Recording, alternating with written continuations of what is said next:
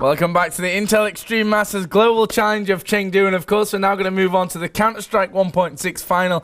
Joining me is Matt Ryder, who up until maybe 1 second before the camera turned on was actually listening to music very, very loud and wasn't aware of the situation. But you're back with us now, Matt. I'm back, Joe. Yeah, I was just trying to get hyped up for this game. I mean, well, actually, there's no need for any music. This game is, I'm speechless. It's Fnatic versus SK. Last time these two met, SK came out on top, but in terms of, tournament results, Fnatic have been the top dogs, and, well, not much else to say. These teams have so much history, and, well, I'm excited. Yeah, and we've actually had these guys warming up for roughly an hour, actually, in the server while the Warcraft 3's been going on. And we have all the players in the server. I'm assuming we're going to get the knife rounds soon, although we have game pending right now.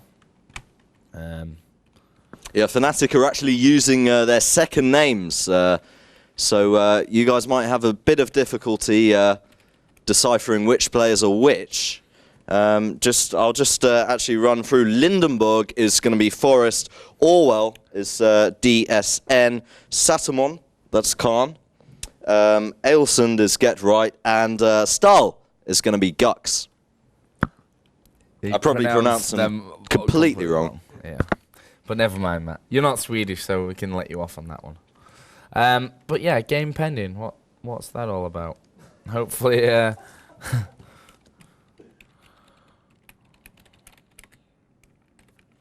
try and figure that out, because you know, if we have game pending, that means that you guys can't actually see anything either.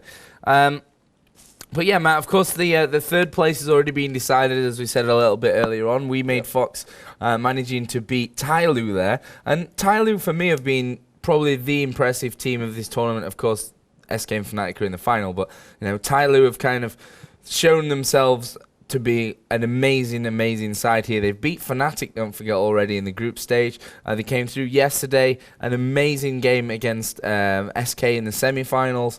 And I really hope that we see a lot more of this team on an international level and that they get more of a chance to shine like they have done here. Yeah, I really hope so. I'd also like to see more of WNV. I think that they could have caused some upsets at the Globals in Season 3 had they managed to attend, but Savage being plagued with visa problems for the second time running. And well, looking to the game ahead, some of you might be thinking, you know, why are these teams such big rivals? You know, and there is a whole...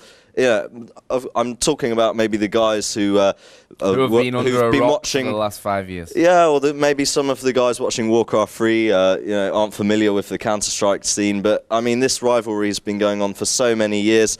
I think it was 2006. Fnatic prevented SK from attending ESWC, and this year, in fact, they prevented SK from qualifying for the World Cyber Games, and it's and that's just, those are just two events. There's numerous other occasions where these two teams have gone head to head, and fireworks has pretty much been the outcome. Yeah, we're going to be starting off on Nuke here, which is obviously the map chosen by the admins. Then we'll have Dust 2, which is SK's choice, if they lose the first map, of course. And Train is Fnatic's choice in this game. So Nuke, Dust 2, Train are the three maps that we should see here.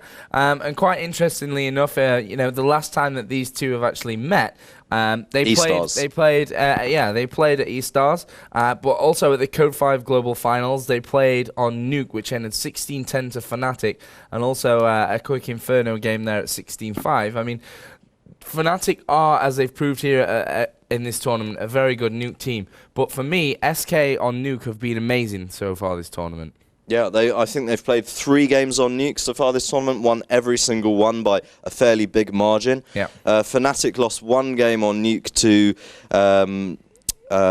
Titans, if I'm not mistaken. It was their first game against Titans. They lost on Nuke, but they won their game on Nuke against We Made Fox. So SK possibly a little bit stronger on this map at the moment so far in this tournament. Well, we've had the knife round already, which we unfortunately missed, and it was won by SK. And they've actually decided to stay T-side. Is that right, that SK won the knife? SK won knife? Let's just check the comeback log. Yeah.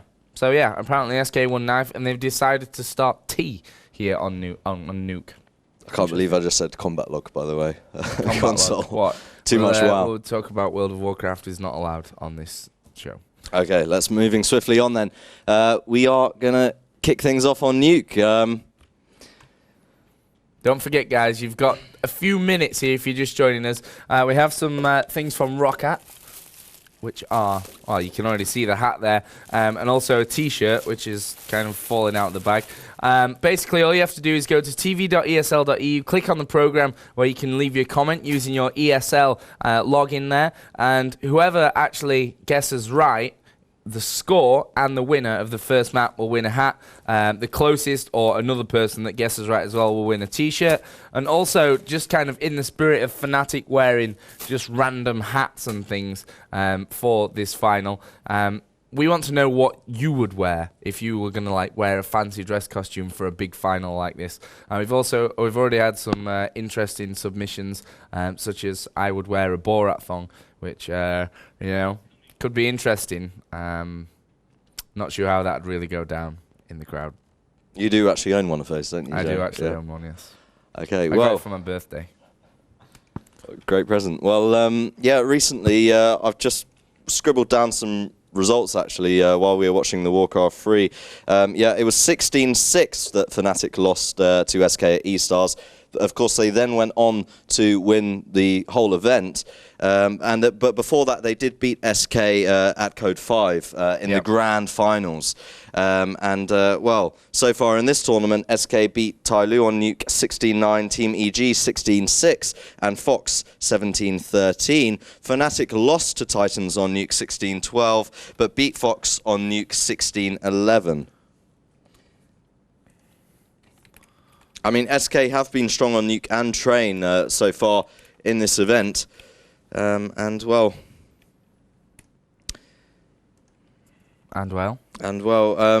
yeah, I thought we should maybe talk a little bit about SK's kind of history as a team, because there was that legendary lineup in sort of 2003 that pretty much won everything. You know, Spawn, Potty, Heaton, Al, and and Fisker. And well, they went down in history. Fnatic have already kind of cemented their place in esports history with their string of wins. And I've got a better idea, Matt. Let's get into the game.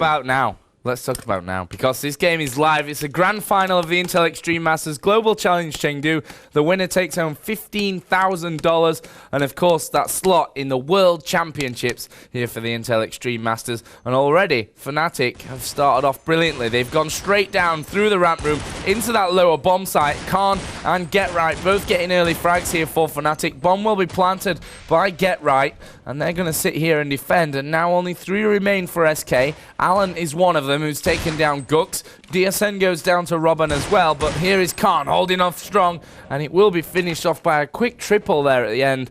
Get Right and Forest, and I believe Khan as well getting another frag. But that will be a very quick and easy pistol round for SK. And yeah, sorry, for Fnatic, and SK did decide for CT side. That was just our HLTV catching up.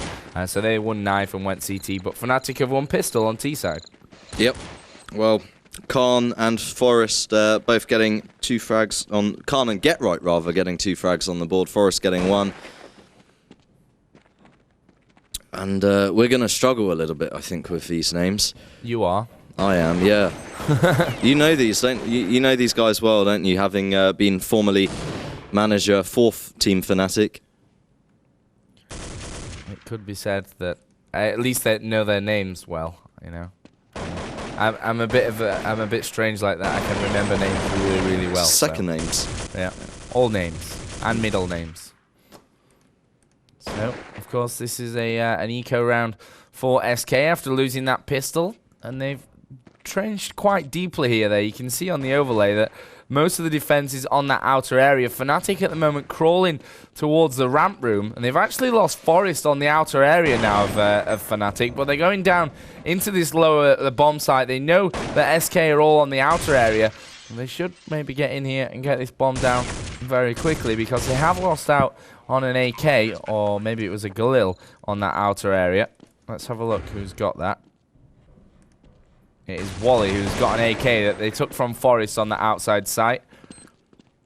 And at the moment, Khan and Get Right really opening things up here. Both of them really started off nicely, both on 3 and 0 here as this bomb ticks away. SK maybe send their remaining straggler down, Alan, but of course Wally will keep a hold of that AK for the next round and try to put it to good use here and maybe get SK back on the board earlier on.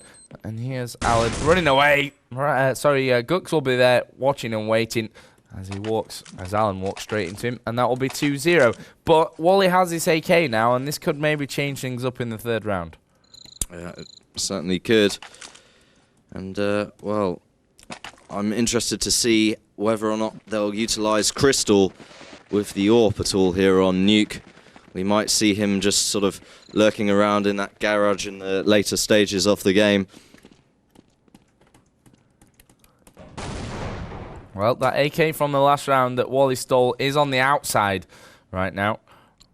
And he will watch the top of Red Rock, waiting for anyone to come into that outer area. At the moment, Fnatic, though, completely in on this upper bomb site. The bomb will get planted here by Gux. They do take down Crystal. Wally surely will come around here any second as well. Gux will fire away, but Wally does take him out. Let's see now if SK can move back around. It is still 4 versus 4. If we look at the overlay quickly there, you can see that Robin, Face, and Alan all over by the CT kind of side of this map. And I don't think they're going to make the push in here. They've got Deagles, a couple of them, and I think they'll just hold on to them for this next round. Robin is there waiting as well, but they're not going to get in here. DSN will take down Alan. There is another one around there, which Get Right takes down. That was Robin. Face was taken out by Forrest as well, who was hanging right back in T-spawn. And that will be the third round, of course, after Pistol, pretty much expected. But now SK are on the bye. Yeah, Wally did manage to keep a hold of that AK. And, well, the rest of his team presumably are going to have M4s. And, well, strong start from Fnatic. And, yeah, as we all know, traditionally Nuke, slightly CT biased. And, well, those sort of 2 rounds were expected after having won the pistol, but I think now it's SK's chance to really show how they can lock down these bomb sites. Face is pushed up real hard here on the ramp side.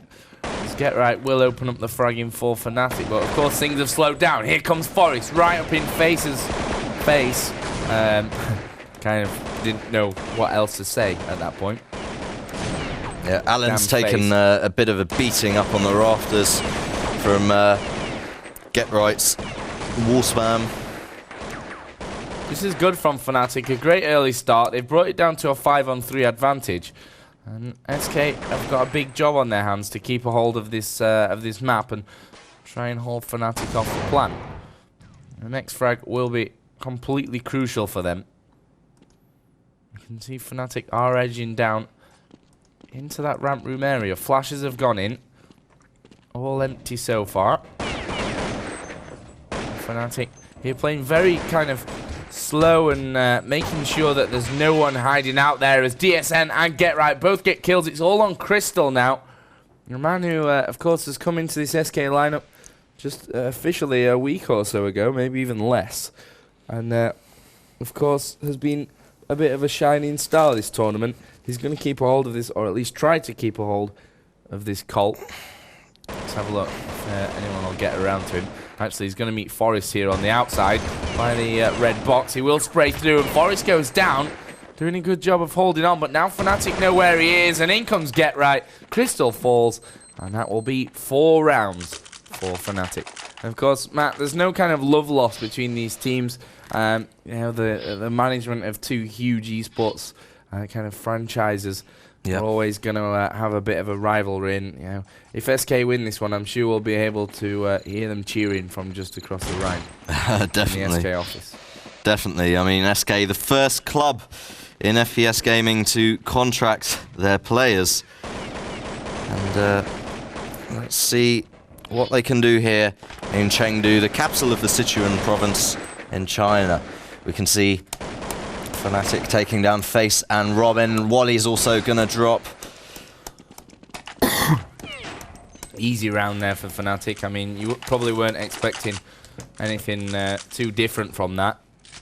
And that's a great start. Flawless so far here for Fnatic.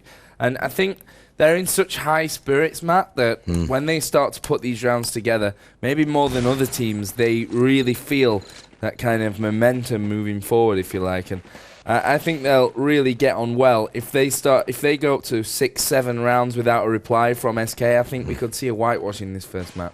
Yeah, I think they recognise how important it is for their game to stay relaxed, to stay calm, and simply to enjoy the game. And you can really see that when they win championships, the fun they're having on the stage.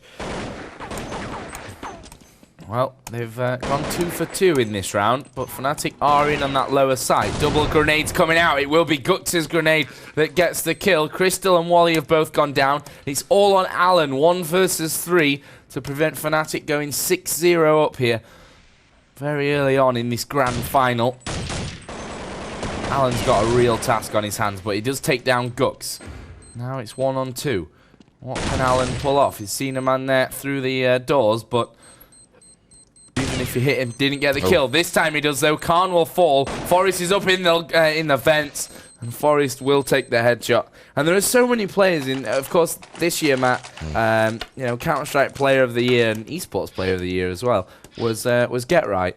And you can look at through this Fnatic lineup and actually say that maybe every single one of these players could take that award.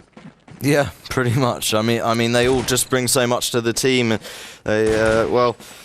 Interesting, you mentioned Get Right, and there was such a big load of commotion after SK decided to drop him, and it sort of came back to bite them. Quite similar to the time when they sold Element to NOA, and NOA went on to win major world title. Well, I think there's a difference between selling a player and dropping a player. Definitely. Which is the difference between those two scenarios. It will be interesting to see if Zet's removal from the team has any bearing on the Swedish team with upcoming sort of Inferno Online finals. What can the new MYM squad do, and how will they deal with SK Gaming?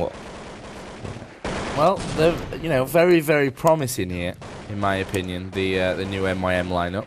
Yeah.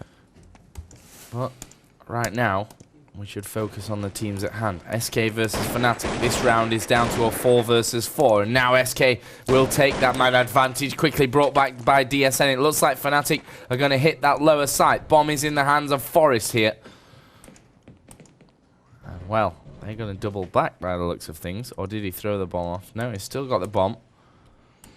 Get Right's going to sneak here into the upper bomb site and try and catch them off. He will do that as well. Wally was looking the other way. Fnatic now will rush up into this upper site. Forest gets the bomb down here any minute now. There we go. Bomb ticking away, and it's 2 versus 3. Alan, who's lower, and Crystal, who's now coming up through ramp as well. For me, SK better off saving their guns here, because they're going to be forced into an eco next round, if not. Yeah, definitely. I mean, 2 M4s are going to be better than 5 USPs. 2v3, it's, well, unless they get bombs just... Yeah, bombs ticking away far too fast anyway. I mean, they have no chance now. Here comes actually Alan, takes down Forest, but, well, after all that, SK, for me, should have maybe stuck a little bit further together and tried to hold on to it. But either way, 7 rounds to 0. Disastrous start for SK, but so far, Matt, on this T side, Fnatic have found many holes in this SK defense. And what do you think it is that's separating these two teams right now? I think, well, Fnatic just building momentum, stringing those rounds together. I mean, their flashes have been perfect. They're just looking just so solid when they run into those bomb sites. I mean, there's a lot of out-aiming going on, I think, so far in this one. Yeah, there's been situations, actually, where they haven't actually flashed their way into sites, or they've just peeked and managed to pick up those entry kills. Here we go again. Forest and Khan both going to work. They did lose Khan, but Get Right was watching out towards that door, and here come SK. It's now all onto a 2-on-2. Gux and DSN versus Crystal and Face. Face is actually coming in here with the FAMAS, and well, Gux manages to hold on there for a second. Crystal will come in here. This bomb is ticking away, but I think slow enough for Crystal to get the defuse. He will, and that will finally be SK's entry onto the scoreboard. But that round could have been very different for them again, Matt, because, you know, they let Fnatic into that upper site. They relied on the retake rather than actually holding out on the initial defense, and that can sometimes be risky, especially against a team like Fnatic that are so well gelled and have such, you know, great individual aimers in the team. I mean, I'm not saying that SK don't, because they surely do as well. But it's a dangerous situation to leave yourself in. Yeah, well, that round was crucial. They've sort of just given themselves a little bit of an opening here. And, well, Wally actually pushing fairly hard on outer. He's just at that red crate, and he's up against Forest, who's presumably the Lone Ranger, the guy who's supposed to be there to cause a bit of disruption when the rest of his team go into a bomb site. And Wally manages to take him down with that FAMAS and follows it up with a kill straight onto DSN. Yeah, Fnatic looking like they could lose out on a second round here. Lots of flashes going into that upper side, and that's going to force a rotation from SK. But excuse me. Sorry, Fnatic are actually pushing down in towards ramp and towards that lower room now. Still, the advantage as far as alive players go is with SK. But here comes Get Right for the plant. Wally is taken down Gux, and actually Alan was there as well. And that was pretty much a full FAMAS round for SK, which again, the previous round they won was as well. So maybe they should stick to the FAMASs to get themselves back into this one. But the score now 7-2. Fairly quick game here. I mean, we saw yesterday SK against Tyloo a lot of slow rounds, which I wasn't expecting really from the Chinese side. But Fnatic and SK playing a bit more aggressive, or certainly Fnatic on this T side are. Yep, certainly no messing around here. And more Fnatic charge into, well, I'm just glancing on outer, and we've got Forest, along with DSN, have pushed their way deep. Oh, brilliant from Gux there. He could get the second, and he will do. Absolutely amazing push from Gux. One man off towards the ladder room. The other one tried to run away, and Gux absolutely obliterating that SK defense there on the ramp. And now it's all on Wally, who's down in vents. 1 versus 4. Bomb ticking away now. They just ran rampant that round, Joe.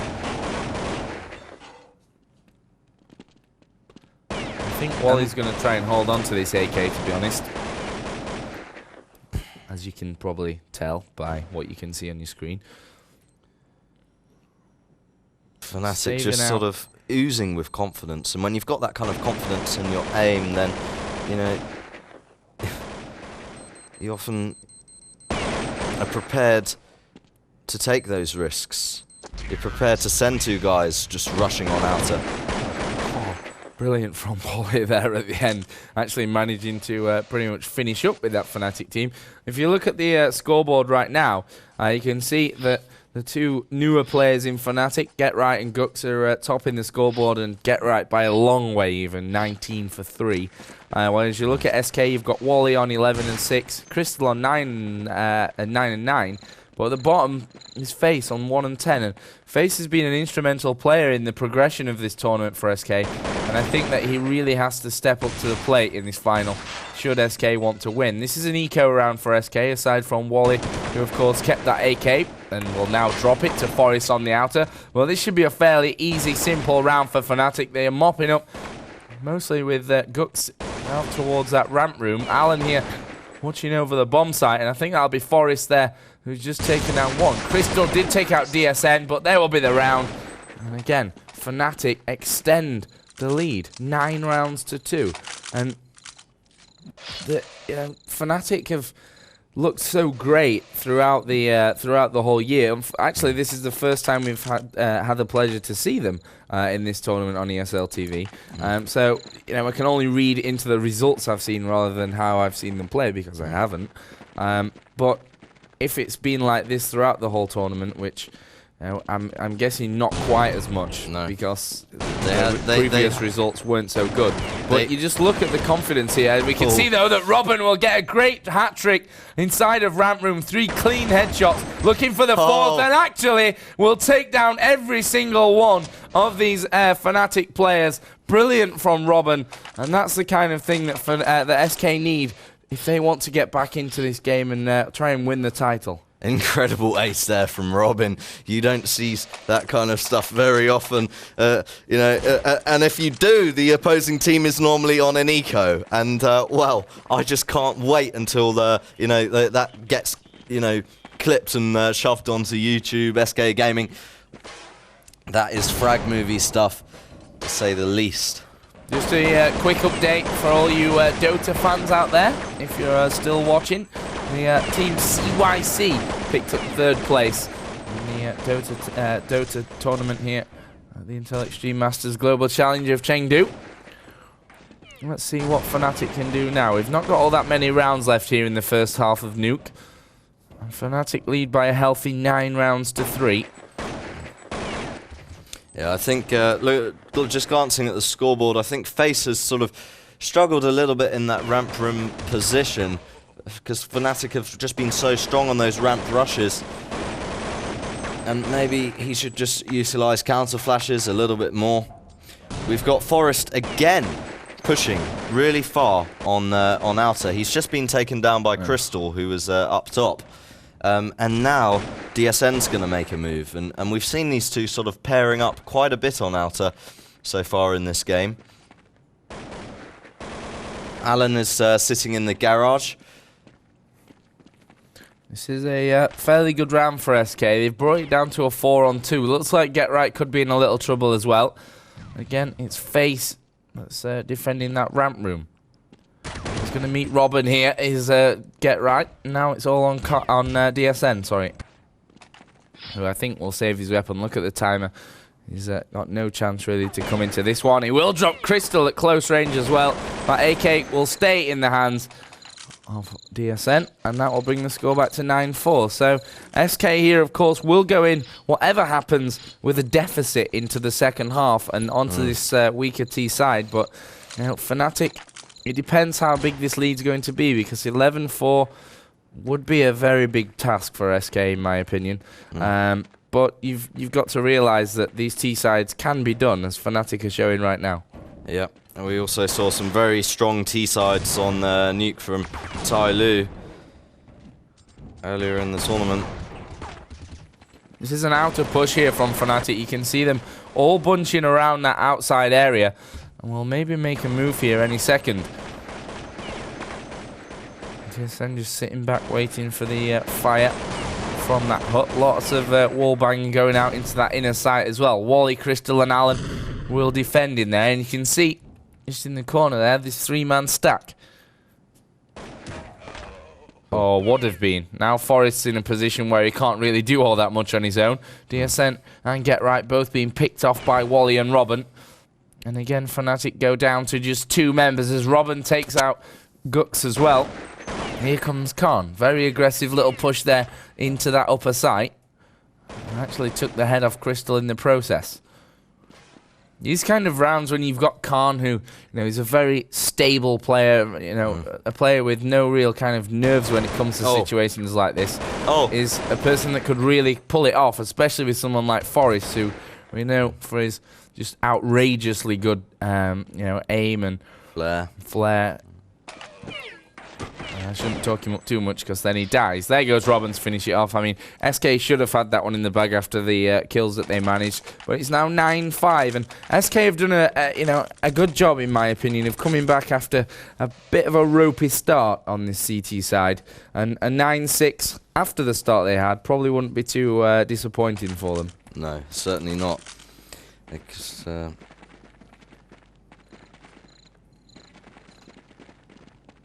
so, we've got Wally and Alan both pushing on outside. And you know what? Great push there. Alan taken down very early on by Khan.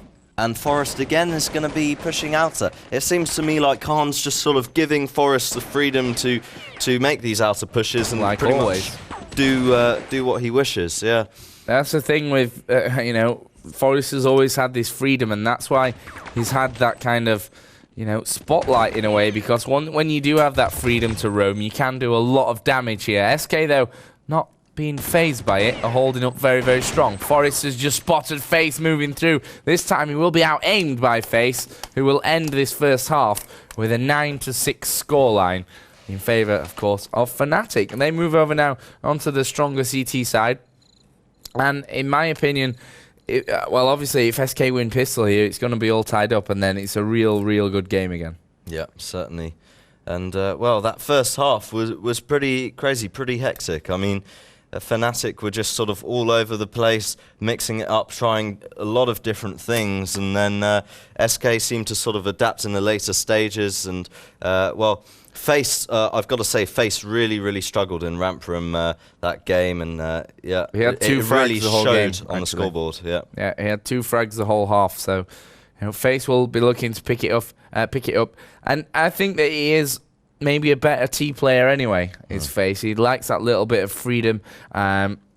He seems to be a lot stronger when it comes to aiming with that AK as well. Either way, let's get back into it, because we're not messing around here for the Counter-Strike final. The score 9-6 in favour of Fnatic. Of course, an all-Swedish encounter here. And you can see the difference already in the styles of the 2 pistol rounds that we've seen so far. Although now SK are going to make a move, and it's a fast push into this ramp room area. Will they go straight down? At least Alan will. And now Fnatic are looking to hold on. Alan takes the head off DSN. Window is punched out, and Fnatic will now try and rotate back via the ramp room area into this bomb site. It's gone kill for kill there on the entry. Forest did take down Crystal after he'd already dropped Get Right. And now Fnatic have to get in. Brilliant shot again by Guts. It's 3-on-3. Bomb is ticking away though, and Fnatic know that they have to make their move now and start to get in early on this site. Gux will take out another one. That door is, of course, open. It will be diffused here, the bomb by Gux, but he is taken down by Wally, and it was a double by Wally. And SK come right back into this game at 9-7, and, of course, should now take these next 2 rounds to bring us all tied up unless something goes horribly wrong for them. Yep, quality round from SK, and a very close one. And they needed that pistol round. They won it deservedly so. And yeah, sometimes when you see a T-side push that lower sight in the pistol, they often take a deagle with them just so that they can you know, clip that bomb diffuser through those double doors. SK didn't do it on this occasion, but now they're fully naded up, and well, AKs and Galils all round. I think Face there didn't even need to worry about not having a weapon. He just thought, well, I can do it with a USB. But that will bring the score back to 9-8. And again, we should have a round that's fairly simple for SK to pick up and bring us back into a tied situation, which is exactly what we want to see in a grand final here. As many overtimes, the better. Preferably 10 overtimes on each map. Definitely, we love these close games that come down to the wire. And, well, SK's... Oh, look at this, look at this. Yep, this is a big push actually up from Fnatic, and they've got the first kill onto Face, which could really impact this round, because SK, if we have a look at the overview, it actually sat right back early on at the start of this 3rd round. Alan will wait just outside for a man pushing in from Hut. Fnatic here have done a great job, in my opinion, of slowing this SK push down, and that's what they need to do when it's on an eco. Make SK have a little bit of fear when they think about what they're going to do next. And that's what they've got now, SK. They've slowed it down because they're worried that they're going to get jumped from some point. Yep. There's so much movement from Fnatic early on in this eco. Just I was looking at the overview, they're just crawling all over the map. And well, here come the flashes. DSN is going to take down the 1. SK reply quickly though, and it's now a 3-on-2 favour of SK. And they're going straight down low. Let's have a look at these two remaining Fnatic players. Oh, well, let's stick with Get Right because he's in a ninja position behind the box. And he's going to peek out there. Oh, very unlucky. Maybe should have waited until that bomb was being planted. But either way, good try from Get Right. And that could have been something a little bit special. But it will bring the score, Matt, to 9-9. All tied up here in the grand final. Yep. Well, brave effort from Fnatic there in the eco rounds. They didn't just rush in and throw it all away. They tried to do something and pull something together. But now they are going to be fully brought up and rearing to go. You can see Face making a push on the outer. Crystal going to be peeking ramp. Robin's just dropped the bomb, and he might come up against Gux any second now in the radio room. He does. And all this early pressure from Fnatic is really paying off. Wow. Absolutely brilliant CT side there. They were, I think, banking on SK to do that slow tactical push, bit of wall banging at the start. And actually, they did exactly that. And Fnatic pushed 2 men straight up into radio room, man through hut. And it really helped that Gux actually took out that first kill onto Robin. That will put, of course, Fnatic back into the lead with 10 rounds to 9. And let's see how they handle this CT side now on Nuke. Yep. Fnatic just completely smothering SK there and choking them until they... Same again here from Forest. Yep. And again, Forest will take it. This time it was 3 men up through up that ramp room area. Look at this, though. It's Khan who's going to be in the garage, and I thought he could really do some damage there with 3 men from SK. Thought he was going to take them from behind, but he didn't. Alan's in that garage, just dropped the bomb. Wally's going to be on outer 2, so it's a 3-on-2 at the moment. Crystal's going to be just 3-on-3. Crystal's just going to be moving around that radio room. We've got DSN in the ramp. And SK a little bit scattered. Alan just holding that bomb in the garage. Crystal and Wally teaming up now, but look at this Fnatic starting to make a push on the outer. Maybe they've got us feeling that there's someone in the garage, which there is. The problem is that Alan is tucked away now, and Fnatic might be caught with, let's just say, their pants down. Yep. Actually, DSN and Alan will kind of exchange positions there. Alan will take him. Forrest had already retreated back into that underground area. But here comes Get Right from above. He takes down 2, looking for that 3rd. Alan's actually on the bomb here. And will plant it any second. Ticking away. Forrest and Get Right. 2 of the biggest names in Counter-Strike. Up against Alan, who's no small fry himself. Forrest moving onto the site. 9 HP. Get Right looking up. I'm not sure they know the position here of Alan. It's probably going to be up to Get Right. But actually, Forrest will get in there, starts to defuse. And Alan, thinking that that was probably a fake, just sat back and let it happen. And, well, that'll be disappointing for Alan now, as he sees his team go further into the red, if you like, with 11 rounds to 9.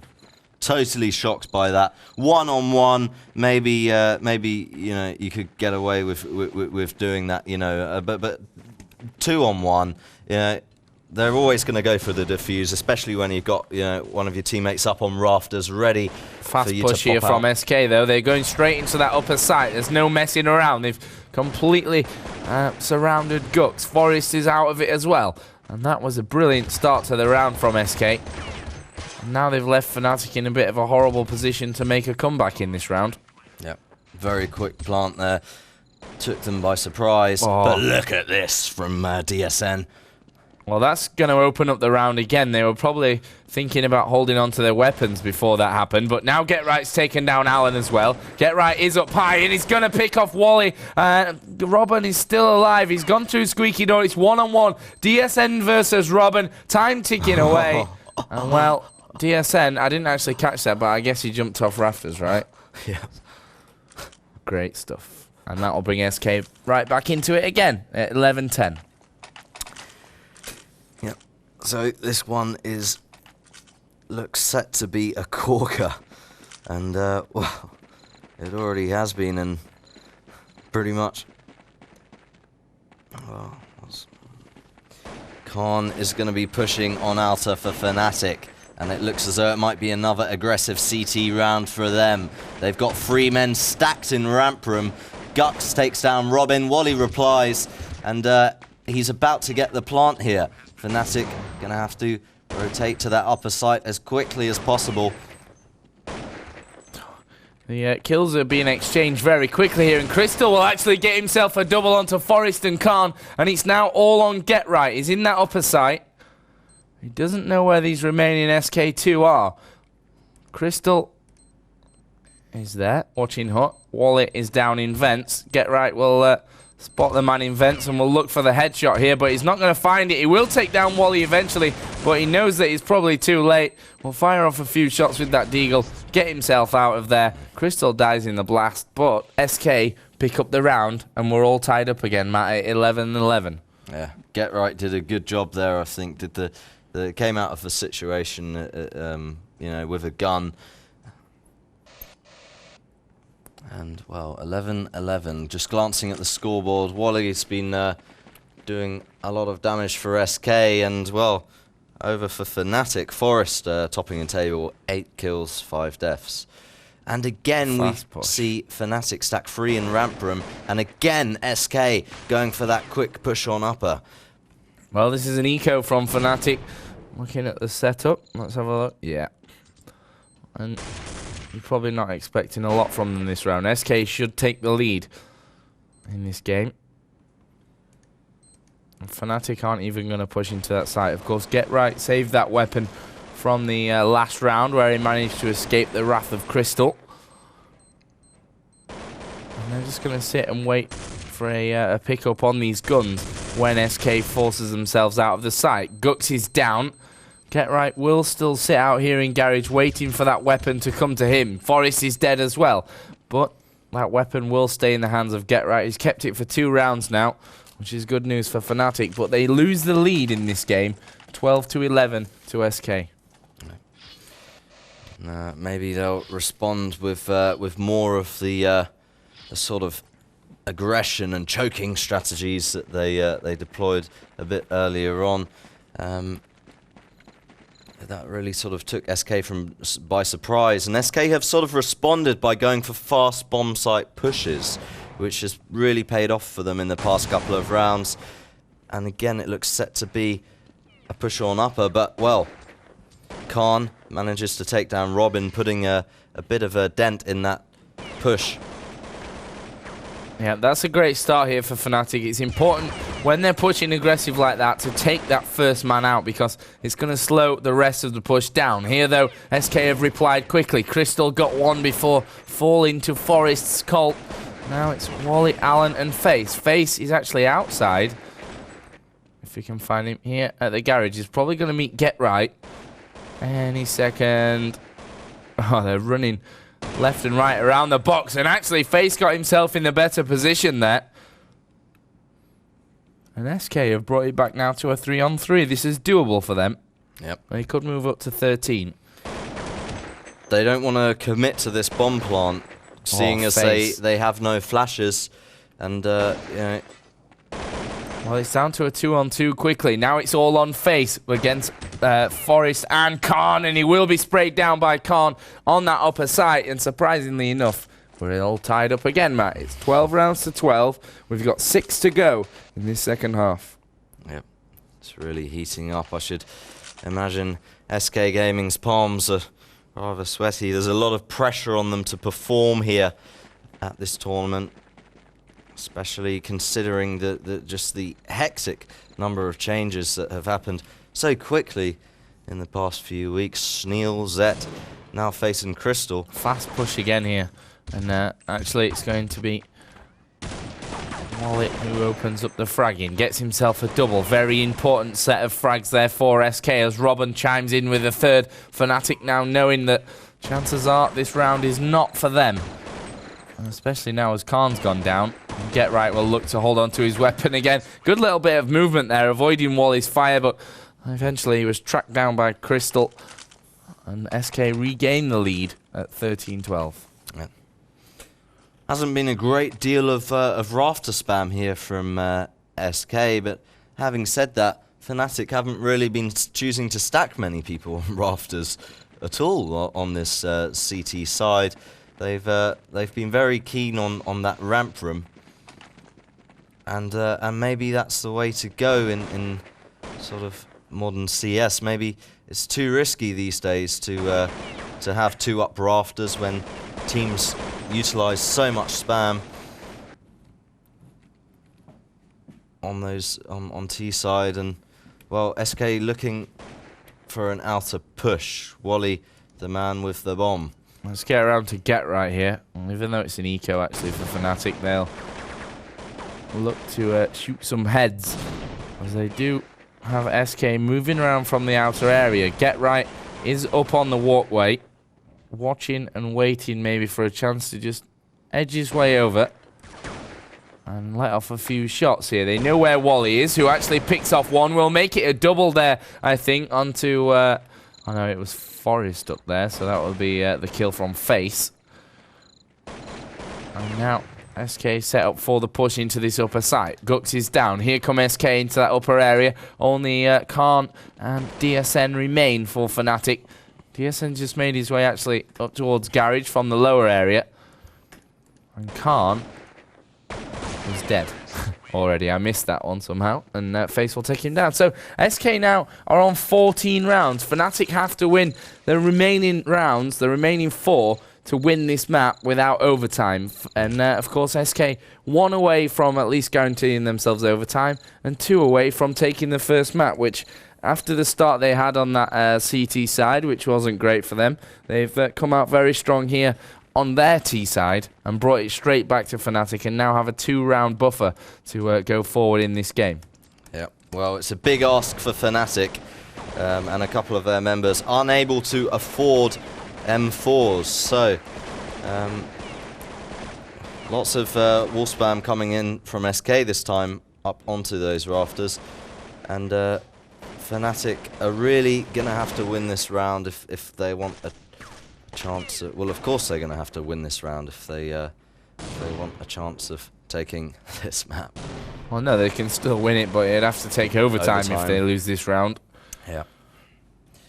If they lose this one as well, they'll be forced into an eco on the next. And I would pretty much say SK would take this map. I mean, if they get this round and it's a fairly safe bet, even if you don't count this round. I mean, they still have that 2-round advantage. But here comes the start for Fnatic. Gux and Face exchanging frags just by Squeaky Door. They still have Khan here up on the rafters, do Fnatic. And he's in a dangerous position over the top of Squeaky for any entry to this site. The time is ticking away. We've only got 20 seconds to go. SK need to make their move. Oh. Team kill from Robin. That's not a good move from SK, and it's a 3-on-3 now. But Fnatic are away from this bomb site. Yeah. And the retake is always difficult here on Nuke. Let's see what they can manage. Crystal's taking down DSN. Get Right is about to make his move towards that site. They actually have one man up on rafters here as Get Right does take down one. Faces in vents. Crystal is by Squeaky. And here comes Get Right. He's on the bomb. Is he going to hold on to the defuse? Forest will take down Face. He is going to be holding on to that defuse, but Crystal's come through Squeaky. He's got the kill. And now he's going to take out Forest as well. Forest had just stood still because he knew that that situation wasn't going to be his. And that will be 15 rounds to 12. Map point for SK here against Fnatic. Yep, SK have got to be sort of smiling right now. They've got it. Well, they haven't won it yet, but they've got, that's a sigh of relief from them. And now Fnatic are going to be on an eco. I mean, it's pretty much game over, I think, unless they can do something special with these Deagles. Actually, Forest having enough to afford a FAMAS, and in fact, Get Right as well, being able to get their FAMAS. So they've given FAMASes to Get Right in Forest, and deservedly so. And DSN also, in fact, able to purchase a FAMAS. Lots of smoke onto the outer area from SK. And actually, Wally could see someone through the smoke there. Yeah, outline of a body, which I'm not sure if he hit or not. And as we know, the money situation for Fnatic is threadbare at the moment. This round, chances are, is going to be a loss, especially now that Get Right, one of the men carrying those FAMASs, is down. And SK are working their way up towards ladder room. Here come Khan and Forest, though. This could change the balance of this round. One more kill for them would be brilliant. DSN goes down in ramp room. That should signal the call here for SK to move around. Gux and Forest, though, both opening up. It's now all on Wally, who has just 3 points of health. This bomb plant going to come in with 15 seconds remaining in the round. He's going to take, or not take the doors. He's a bit of a fake there. Yeah, Fnatic need to be really well coordinated. 3-on-1 here. They need to be well coordinated here. They can't go in one by one. They've got to. We can see Forest in the vents. Here comes Wally. He's taken down Forest, but Gux will be watching. They had his position on lockdown after that first kill. And Fnatic give themselves a little bit of hope. 15-13. 2 more rounds for SK to pick up one.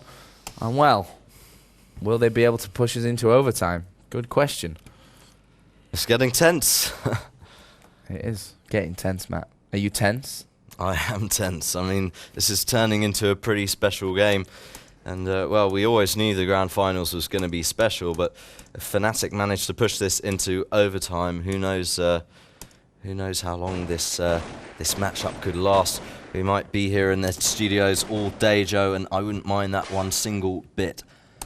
Well, SK are going to be making an upper bomb site push. Face and Get Right have exchanged frags. Here comes the defense from Fnatic, though. Forest had picked off the planter. They've lost Khan in the process as well. And all of a sudden, it's down to a 1 versus 1. It's DSN versus Wally, who has got the stronger nerves. Wally has again done a fake on the door. DSN comes around. He's going to pick him off straight away. And DSN did well there to get around quickly enough that he saw, or at least predicted, that fake from Wally to bring us down to the final round of the match to decide the fate. It's either an SK win or we go into overtime. 15-14, Matt.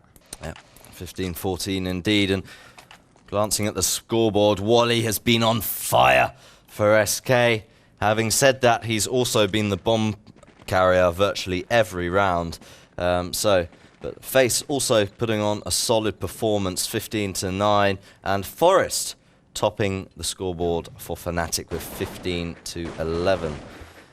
SK are in a bit of a tight spot money-wise here. In fact, several with AKs. Crystal utilising that Deagle.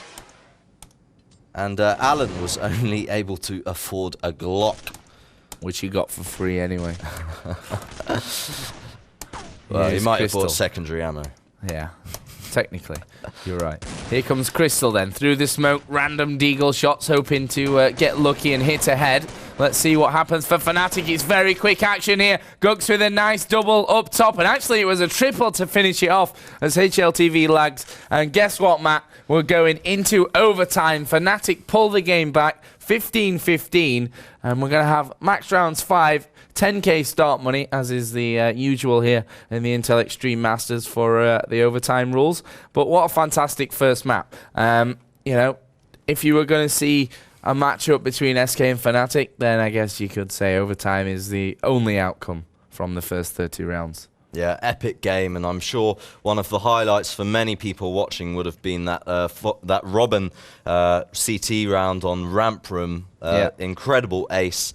I'm sure that will stay in people's memories for a very long time to come, and amass thousands of hits on YouTube. I'm guessing you guys that all guess the score for the Rocket thing, you know.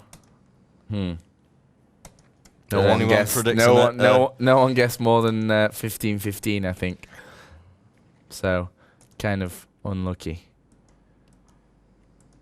There we go. Yeah, if you guys are wondering, we have tried to use Xinterp 1, but the problem is not like with the stream, it's server side, because obviously we're over in China and the internet connection, as far as I know, isn't great. So we're getting those little lags, which are, you know, annoying, but unfortunately that's all we can bring to you here from Chengdu. But hopefully that doesn't matter too much because we've seen a fantastic game. I'm guessing these guys are just having a word with the admins and getting themselves ready for overtime. And Matt, what a fantastic game. 9-6 both halves.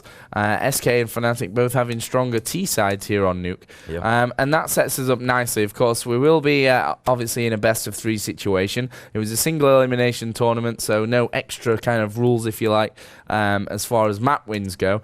First map Nuke, which we're about to see the overtime on.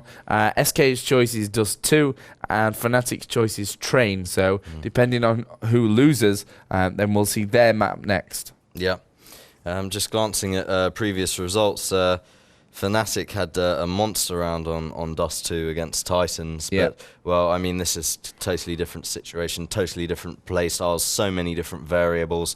I mean, the Counter-Strike has changed so much in the modern game. I mean, like, for example, just the fact that we've seen so much strong sides on T, on Nuke in this game, and strong rounds. I mean, that's not something we might have seen so often, you know, a couple of years ago. The game's evolving, the game's changed, and yeah, I mean, you just speak to the guys who played Source with the CGS, and they will, from EG, and the guys who tried to make a comeback on the 1.6 scene, and they will tell you the game has elevated to a completely sort of new level.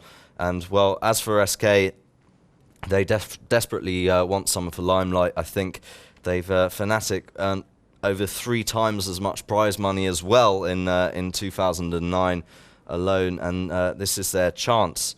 One thing I was a little bit surprised about was the recent decision to remove Tempole. I always felt that he was a very... Not sure if that was a decision to remove him, you know. He actually said that he was just fed up of the game, and he actually, when he left Fnatic, you know, he said, oh, I don't really enjoy traveling anymore, and things like this, and then obviously he went to SK. Tempole was a fantastic player, and in SK for me was one of their stronger ones, and we saw him holding positions on his own that really made a big difference to the team. But, you know, they've brought Crystal and Face in here, I think, two definitely great replacements for Zet and Tempole. I guess we can't really count Neil in there because he played, I don't know, a small handful of games for SK. Like we said, no one actually guessed the scores, and actually some people edited to try and cheat. And I have to give a high five to Hardy, who edited his comment to say the score would be 16-15. Fail. Well, but we of course had the other contest for a Roccat t-shirt, which was what you would actually dress up as to play against SK in the final. what would you dress up as, Joe? I'm not sure actually, Matt. What would you dress up as? I'd probably wear my monkey hat. Have you seen my monkey hat? Yeah, it's terrible. Dreads from the US said I would wear a costume of Pennywise the Clown. Nah, that's not as good. That's not that good. Let's have a look through. I bet someone says dress up as Joker, because that's like the most common ever fancy dress costume ever in the world, ever. Darth Vader suit or Joker from the Batman. That was Smoggy. We want a bit of originality, Andy guys. said I Come would on. wear a lumberjack shirt, which Matt often wears anyway. Genzo Striker says a Pikachu hat, of course. Got to catch them all the tournaments. It would be nice to like see some Counter-Strike related answers. So if you've got any ideas, if you've got a bit of originality, then we might be a bit more likely to send you guys one of the Roccat goodies. Yep. The thing is, you know, none of them too original. Joker for Batman. That's the most ever used fancy dress costume. So, you know, what can I say? More answers. We want more original answers and funny ones that will make us chuckle. And we'll get Rotterdam to judge, actually, the funniest ones as well. So there's no bias. Just while we've got a little lull in the action, I just thought I'd throw a random fact out there, because I looked up Chengdu on Wikipedia earlier. Do you know the population of Chengdu? I don't, Matt. 11 million. 11 million. Yep. Great stuff. I've been to Chengdu, actually. Yeah. I have. Yeah. I have been to Chengdu. What's it like there? Because I've heard It's the very food nice. is very spicy, more spicy than other provinces. Yeah, Sichuan province is known for its spicy food. And it is spicy, like ridiculous. Anyway, enough about food and spiciness and populations. Let's get back into the game because we're live here in overtime. The score, of course, 15-15 between SK and Fnatic. And now we hit the max rounds 5, start money 10k, overtime. And already, Fnatic have made a brilliant start, getting the one frag onto Crystal that they wanted. Quick reply, though, here from Face. And we'll see how the defense for Fnatic goes. Of course, the T sides have been the stronger sides so far in this game, with a 9-6 for either side. And now SK have slowed it down once again. Indeed, and You can well, see there that DSN's actually in a bit of a cheeky position, pushed quite heavily, looking into the lobby.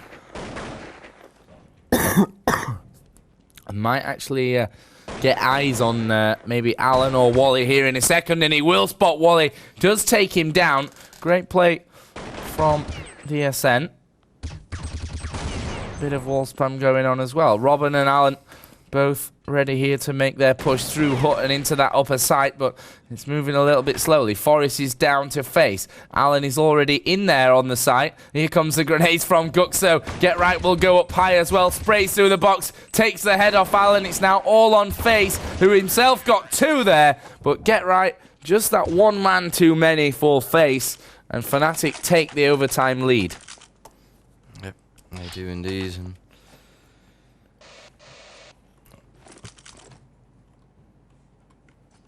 Matt, what are you expecting to see from this overtime kind of results? What am I apart from expecting to doing see? deed? As my favourite thing to say in between the rounds when I'm exhausted of things to say. Well, let's see what goes on in Ramp Room here.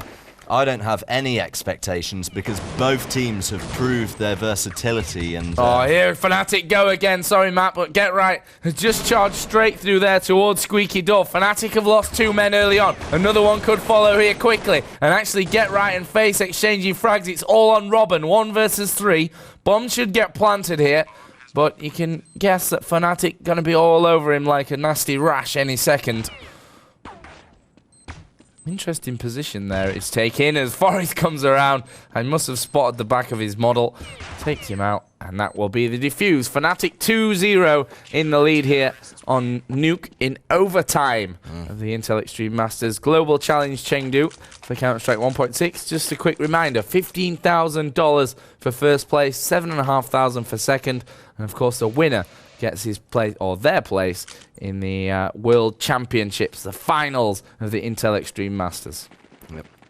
Overtimes are often a bit of a tricky matter for some teams, but SK proved that they could deal with the pressure earlier on in this tournament, defeating EG in overtime on Train. And look at this very early push from Fnatic in that ramp room, pushing forward to that radio room, and Crystal is actually in there as Robin takes down Gux, and that's probably going to mean now that SK are actually moving in to that bomb site. And Robin has actually gone through vents, gone down into the lower site.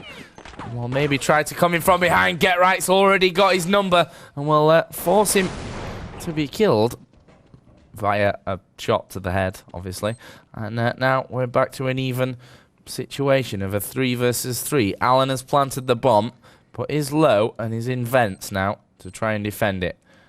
Let's watch Get Right, who's going to come in behind him, or underneath him as the actual case is there. Flashes out towards Squeaky Door as well. Wally will be watching that area and will take down Get Right as he comes through. Face has made his way through ladder as well. It's now all on DSN, who was trying to escape to save his weapon. Face was already looking out from the back of ladder, and SK come back into it. 2-1, Matt. We've got 2 rounds to go. yeah, we have. And one thing that strikes me about Fnatic on this CT side is, you know, not only are they pushing quite a lot, playing aggressively, similarly in the sort of Asian style that some of those Asian teams are renowned for, but, well, they're also not too bothered about, you know, sitting deep in sights and preventing that bomb plant, because they've just been so quick and efficient at retaking those sites. They certainly have, and actually Crystal's surely taken a fair bit of damage there. He does get through into the site. Wally had picked off Gux. They've got a man up on ladder who Face has shot down as well, but Forest is still up there. And you can guarantee he's still doing damage. He's taking a big hit there with a grenade, but look at Get Right. That was a double through the wall from Get Right. And we'll now bring it to a 2-on-2 situation. Robin is watching. It's all on the Captain Khan. Captain Khan to the rescue. 35 HP though, it's going to be a big ask from him up against Wally and Robin in difficult positions. I mean, jumps down there onto the bomb itself. Will spray down Robin through the vents. Wally is actually in the hut. Is he going to get him? He is going to take him, but will he be able to get this defuse? Khan's going to be very close, and it was too late. Just split seconds there. He had a kit, and yeah. 2-2. Rather unlucky not to make it. And yeah, 16 to 18 in favour of Fnatic. No. 17-17. 17. Oh, it hasn't been updated on our... It has, just the wrong way. There we go. There we go. Don't worry, Matt. Confusing yourself. There you go. Yeah, don't worry, guys. The our scoreboard doesn't have a bug. It's a special feature. Here comes Wallet, waiting just outside of Squeaky, and he will try to make a push through there. The door being opened the opposite way right into him, as Khan will grab the first frag of the round. It's fairly even now. Here's DSN. Let's try and get around to him as he tries to defend this push, and already too late. Crystal was following up Alan down into that area, and now it's 3-on-3. SK popping out the vents and the window to get themselves settled on this lower site. And Crystal is the man down there. Robin will come and join him, and this plant should come in any second. Forest hiding in the vents. Will drop down very quickly. Brilliant play by Forest there. And he's now going to switch out and try the opposite vent. Let's see who we can find there. Yeah, he's going to have to deal... They're on this bomb. Wally's in the ramp. Crystal will come in through vents, which they're probably not going to check because they came through earlier. And Crystal gets the double at the end. Good half, says Get Right. And that will end 3-2 in favour of SK Gaming, which will be 18-17 to SK. Yep, it will. And what an entertaining overtime. I mean, Fnatic just... playing crazy on CT. I mean, just all over the map. I mean, we have the map overlay up on one of our screens, and I just can't believe how much movement there is on their CT side on this nuke. I mean, you're normally used to a lot more sort of static play when it comes to nuke. And they've just been adapting to everything that SK have thrown at them. And SK similarly have just proven their versatility with Face and Crystal. I think they've just added so many more options to their playbook, you know. It's almost like they've turned from into a Swiss Army knife or something. Yeah. Well, let's have a look at the playbook here. Look at Gux moving very, very fast. Quickly. Where are you? Where are you, Gux? Actually, he went down to Robin, but the rest of Fnatic looking to make the push into here as well. Face will come around. He goes down quickly. Robin's at the back. He's shut down by Get Right, and it's kill for kill here. Advantage with SK at the moment, 3-on-2. As the shots are fired. Still plenty of time to go in this round. Fnatic edging their way towards a plantable position with Get Right holding the bomb. There we go. Bomb will be now ticking away. Yep, Alan's going to be making his way down that ramp. Crystal and Wally going for those vents. I think Crystal's taken a hit there in vents, maybe. If Wally and Crystal can both pop out and coordinate. It's all on Khan now. Get Right did the job of taking down one, but it's 2 versus 1. Khan, he will spray down towards that man, but Crystal got the jump on him. Alan was actually already defusing there anyway with cover from smoke, and SK will extend their lead, and it's now 4-2 actually in terms of overtime. which brings us to 19-17 overall. So Fnatic. 2 more rounds SK need from the remaining 4. Yep. After pushing SK into overtime, now Fnatic are gonna have to do something special to close in and prevent SK from taking it. Crystal straight up that ladder, getting those early nades out into the hut. This is real quick again from Fnatic. We're following Forest here because he's pushed right up there. Well, actually, there's a man behind him. He didn't see him. It was Wally. Fnatic now looking to get the surrounding in, but Wally already has managed himself to. Finally, the grenade from Get Right will take him down, but that was a very quick start to this round, and it's down to a 2 versus 2. Let's have a look at the positions. You can see that Face, he's up by the exit of CT spawn. Robin in that inner sight, I'm guessing on the vents, judging by his position. Oops, wrong button. Actually, no, down low. Yep. But Fnatic have still a lot of time to decide what their aim is here. Yep, Get Right does have the bomb in hand, and he's going to be joined by Khan. Together, these guys can complement each other very nicely when they're going for that plant, and it looks set to be an upper site push. They're moving through that hut. They're going to be greeted by Robin, who takes them both down. Great play from Robin. Yeah, that was great play from Robin indeed, and you know, holding on behind that box, and maybe shouldn't have made that first kill onto Get Right, to be honest. He was looking the opposite way when Get Right opened fire, but very, very quick reactions from Robin, and that will bring SK once again, actually. I think they've had like 5 match points now, or map points in this first map here on Nuke, but just one of the remaining 3 will do it for them, and they will take the 1-0 lead. Yep. Looking over to Fnatic at DSN, getting an early boost onto that roof. He tries to make a jump for the red rock, but misses out on it. There, now he's up there, nice and comfortable. Gonna do a bit of rafter spam. Yeah, this is something that we've not seen all that much from Fnatic, to be honest. They've gone and relied on their aim a lot more on that T side, which worked out for them. But now they have to come up with the goods again here and force 3 rounds in a row to push us into a second overtime. Yeah, we've got Robin, who had that incredible round on Ramp Room, in there with Face, who struggled quite a bit. Alan in a sort of rotating position, and he's up top, sort of moving around between the rafters, but here comes a push onto Ramp Room. Let's watch Face here, but actually as we get around to him, Fnatic have spotted him up there. Robin was watching for a while, but still Fnatic have out-aimed them. They're down now in a 4-on-3, down into this lower bomb site. Alan will come around from ramp. Wally is coming around from the other side. Alan's picked off one, but I think the main man is going to have to be Wally here, as he tries to stop these Fnatic players getting into position. Brilliant shot onto Gux there. They will now start to move in. It's all on one man. It's Forest versus 2. He takes off the head of Alan. He's got Wally to take down, and he does it. Brilliant from Forest. He keeps Fnatic in the game and brings the score of overtime back to 5-3. 2 rounds to go. Can Fnatic do it? Classic stuff from Forest, and That's yes, just classic Forest all over. and yes, Fnatic certainly can do it.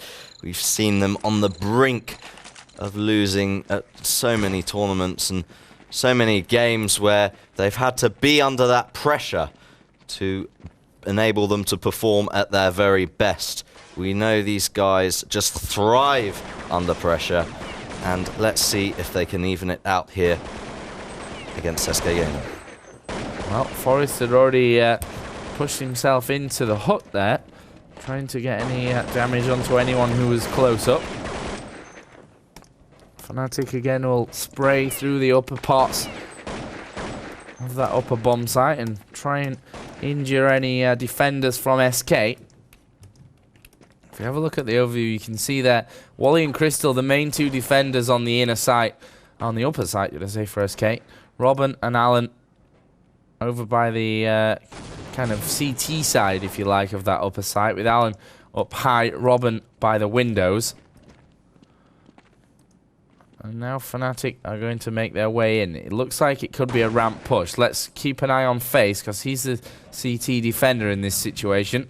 Yeah. As he will push out a little bit more aggressive. I think he's taken a hit there and will actually back away. Let his teammate come back around and give him some support. Here comes Face. DSN will get in close to him, shut him down. Crystal was hanging around there for a second, but Robin's retreat into ramp room didn't help him out either. And great aim from Gux will really separate these two teams out. It's now a 3-on-2.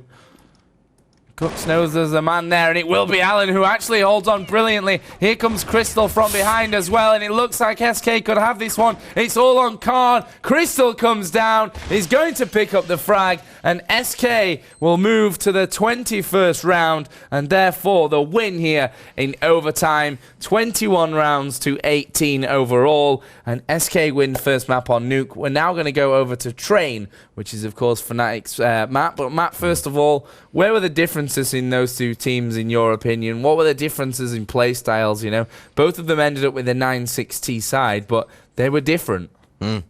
Well, I mean, it's hard to really differentiate and say, you know, one team performed better, one team performed worse. They were just neck and neck throughout the whole game. The one weakness I did spot with SK what was Face it in ramp room. I mentioned that before. I really think they need to switch up his position. The fact that he kept having those horrible rounds in there may have just been a result of Gux being such a strong entry fragger. But regardless of that, SK had a fantastic game. They looked solid. They looked like they've been playing together for years, and I can't wait for this game on Train, Joe.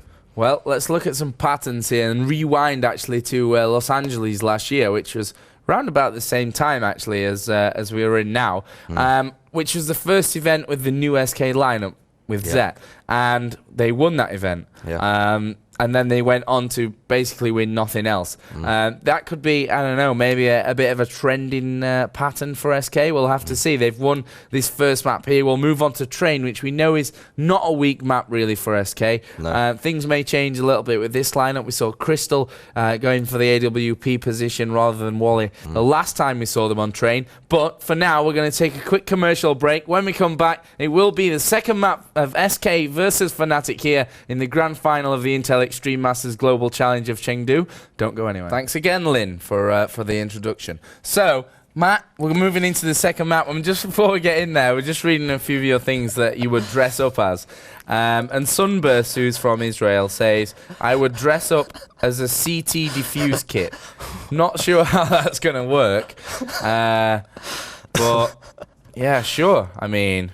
Would you just lie on the floor, or would you be a walking CT diffuse kit? It's a bit. I mean, it's a bit strange, I have to say. I like it. I love it. It's quirky. Let's give him a hat. The kit, as you see it on the floor, is of course like just a bag.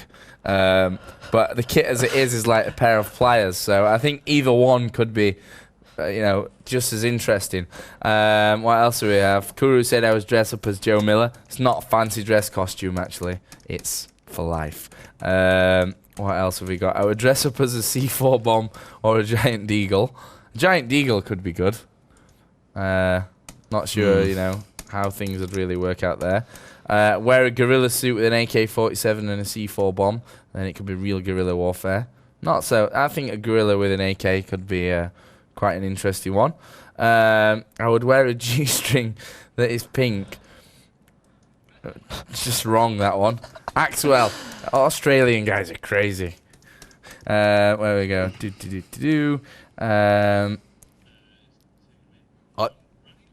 I would dress up as as a cheeseburger. Blah blah blah. There's lots of things. Yeah, dress up as I'm a little bit vegetable, a Swede, and bring an IKEA chair for comfort. So there's some interesting ones, but still none that really you know, catch my fancy as only the CT diffuse kit. The diffuse kit awesome. stands out for me. Should we give him a hat? No. No. Actually, we're not live here, I don't think. So yeah, we're not live. So it's all right. I thought we were going live, but we're not. We can talk more about this. Yeah, don't forget, guys, second map, we've got another T-shirt and another hat available for whoever guesses the score. In fact, no one actually guessed the score in the last one. So maybe we'll just give away random ones, like random prizes to the funniest, funniest thing to dress up as. Yeah. We'll also be giving away exclusive official Intel Extreme Masters t-shirts in our weekly broadcasts. That's right. We will. We're going to be broadcasting weekly games from the group stages, and you will get to see... From the European Championships, which is, of course, the online part before the European Continental Finals, and then before the World Championships. So, yeah, we're going to start that hopefully this week, although it's not sure depending on the games, as they're actually due to be played on Sunday, which is tomorrow, but we're trying to move them through to Thursday, so maybe on Thursday we'll have that. But we have some signed shirts with some nice signatures on, which we'll be giving away over the course of the season. Not only will you get to see some of the finest teams in Europe, but you'll also get to see some of the upcoming talent, some of those fresh and rising stars who are sort of looking to make their mark on the international scene. And for anyone who's into Warcraft 3, well, just had an update here, well, Sky versus Fly was 2-1 in favour of Fly. Fly beating Sky, and the final will be Moon versus Fly. So a little bit unexpected. I think a lot of people were thinking we would see a Moon versus Sky final, but that won't be the case. Yep. Tihani from Estonia says, I wouldn't dress up. Dressing up is for fanatics. He's got a point. But it's not very funny, so you don't win a t-shirt. What can I say? So, D-Train coming up here. Second map, of course, of this grand final between SK and Fnatic. We just got totally destroyed. Disconnected from HLTV. Okay. Let's talk to the admins.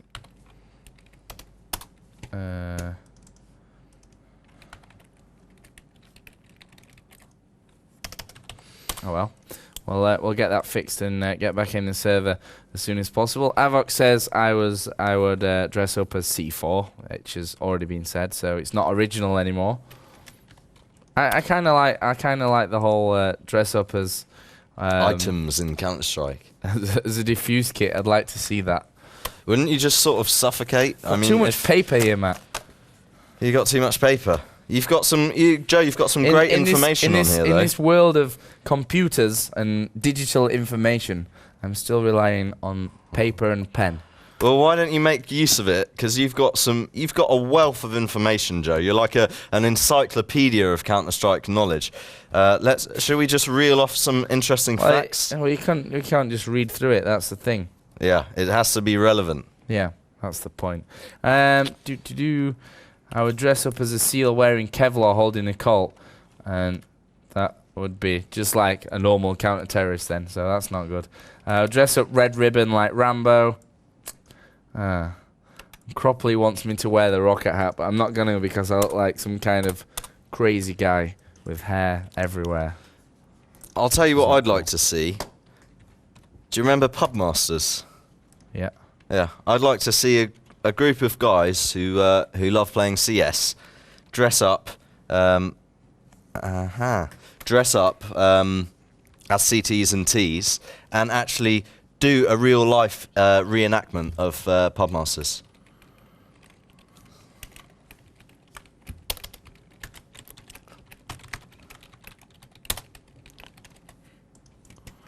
Yeah, we have a new password apparently. Just trying to figure it out. Matt, why don't you tell us a few more stats about Chengdu? About Chengdu? Yeah. What else do you know about Chengdu? Well, you know they have an amazing panda bear reserve there. A panda bear, yeah, I heard about that. Some of the ESL staff actually took a visit there at Season 3 when we held the Asian Continental Finals in Chengdu, which was a brilliant result. We had some great Warcraft 3 games, fantastic CS games, which we casted. Yeah, it was actually WNV who ended up winning it, defeating We Made Fox in the grand finals. If I'm not mistaken, Titans came third place and Tai Lu took the fourth spot. So we were expecting to see WNV in action at the Global Finals, but as I've said several times today and yesterday, Savage was denied his visa. And as I said, I was really disappointed not to see them get further in this tournament. I know Tai Lu were very impressive, but on paper, in terms of historically speaking, WNV are the sort of stronger side. But maybe Tai I don't know, Lu. it's a little bit different these days. You know, you've got SC United that now contains players like Jungle, who I really wanted to see in action because Jungle is amazing. I've heard you've got Alex in Tyloo. Yeah, the WNV team is not what it was, but yeah, they're still very strong team. Either way, Matt, we're about to get going in this game. Just waiting for the old restarts to get things underway, and then we can start in the second map. What are your thoughts here on Train? On Train. Well, I really want to see Crystal in that connector room with the AWP when SK are playing CT. I think he could be really disruptive to Fnatic in that position. He's a quick player. He could really cause some damage. As for Fnatic, on T side, I think they're going to be a little bit stronger. I think SK are going to be the stronger CTs on this Train. And actually, you mentioned Jungle Boy. Very old school player, and apparently since he made his comeback in this tournament, he's just not the same Jungle Boy. He hasn't It's not Jungle Boy, it's just Jungle. Jungle, sorry. Jungle Boy is a different player. Yeah, from Dignitas UK squad. Yeah. And Jungle Bobo used to play for Team 9, the Norwegian side that won CPL World Tour 2005, which was the first event that Real ever played for that side, and they won it. You're unbelievable. Information for you there. I don't know how you remember all this, Joe. Just Seriously. So you know. Bit of information. Yeah, apparently anyway, Jungle, there was a few threads on Gotfrag. Jungle isn't the same Jungle. So okay, that's disappointing. But either way, we're in the knife round, and Matt, as usual, my lovely co-mod gets to talk about the knife round. So take it away. So kicking things off here, Forrest slashes the face off of Face. Wally and Robin reply as Stahl slices into Crystal. And, well, Gux taking down Allen and Robin successfully, but Wally will have the last laugh as he swipes Gux into small pieces. There you go, Matt. There's your information, so you can get on the server. You've got the wrong port. Thank I don't know why, Joe. but everyone who seems to sit next to me is cursed with an inability of actually connecting to servers, which is a really important thing when it comes to Counter-Strike. I think me and Jay are just highly dysfunctional people, Joe. This is also a possibility. I think Fnatic are actually having a bit of a team chat and a group hug and whatever else may be going on right now, because they're all AFK in spawn, getting ready to go with this one. Mio says I would dress up as one of the boxers you can find in Dust 2. I would dress up as a huge hand so I can give Matt Ryder a slap in the face. Cheers, Guru. I would dress up like Forrest Mum and take over the in-game strats. I don't think Forrest Mum does the in-game strats, so I'm not sure where that comes from. Maybe she does. Maybe she's the secret behind Fnatic's success. I've been to Forrest's house, but his mum wasn't home, so I was disappointed in that. Anyway, let's get into it because we've had the restarts and we are going to get things underway. It is, of course, Fnatic versus SK. Second map here on DE Train. Fnatic losing the knife round. We'll start out, of course, on the terrorist side. Nothing really new there. We'll stay away from the overview because Fnatic have already made a big push in. Big grenade, actually, from Face there. That's going to do a lot of damage to this whole Fnatic lineup. And now you have to fear a little for their round. They are 2 men down. Yeah. One Fnatic man has, one SK man has been dropped as well. Yep. But Fnatic are really holding up here on the push onto this upper side.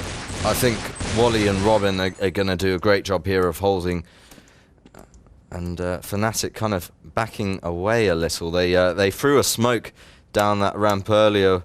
And Wally sort of replied by just spamming bullets, spraying bullets through that smoke.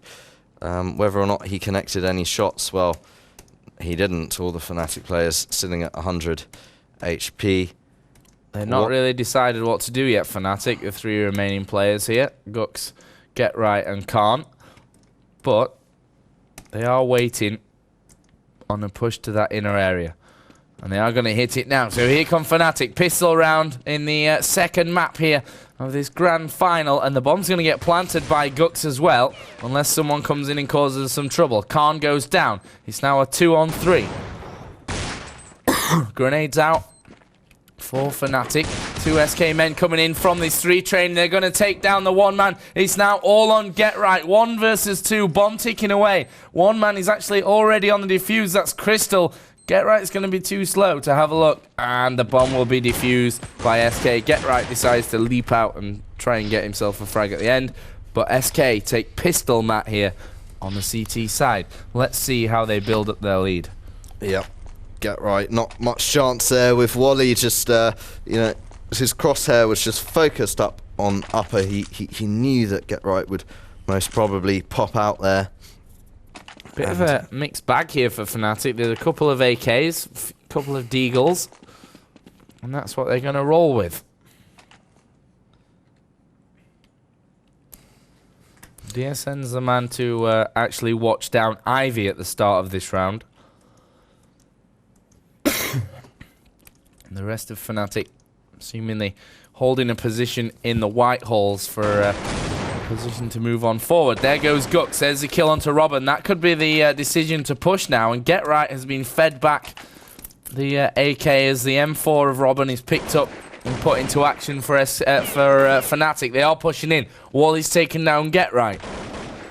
Yep, Crystal and Alan moving as quickly as they can into that inner bomb site. Crystal takes down Forest. It's a 3-on-2 here, and Alan takes down all. The bomb is down up top, and it's down to Gux and Khan to retrieve that bomb or eliminate Alan and Crystal. Alan is down. Crystal, last man standing.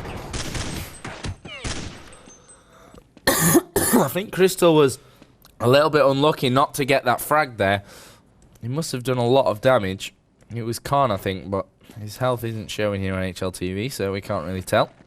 Crystal sort of backed away there, allowed Gux to retrieve the bomb. It's now down, and he's gonna come up against Khan any second now. Khan takes him out, and that will bring it to 1 apiece. Great gamble there for Fnatic to buy out whatever they could. They had a mixture of AKs and Deagles. They got the first kill onto Robin, picked up his M4, and from there they were able to win the round. And that's what you got to do against a team like SK. If you want to win, you have to gamble. Wouldn't you agree, Matt?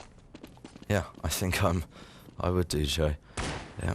And, well, weapons being swapped around by the Fnatic squad. Most of SK on an eco as Wally hops around from train to train.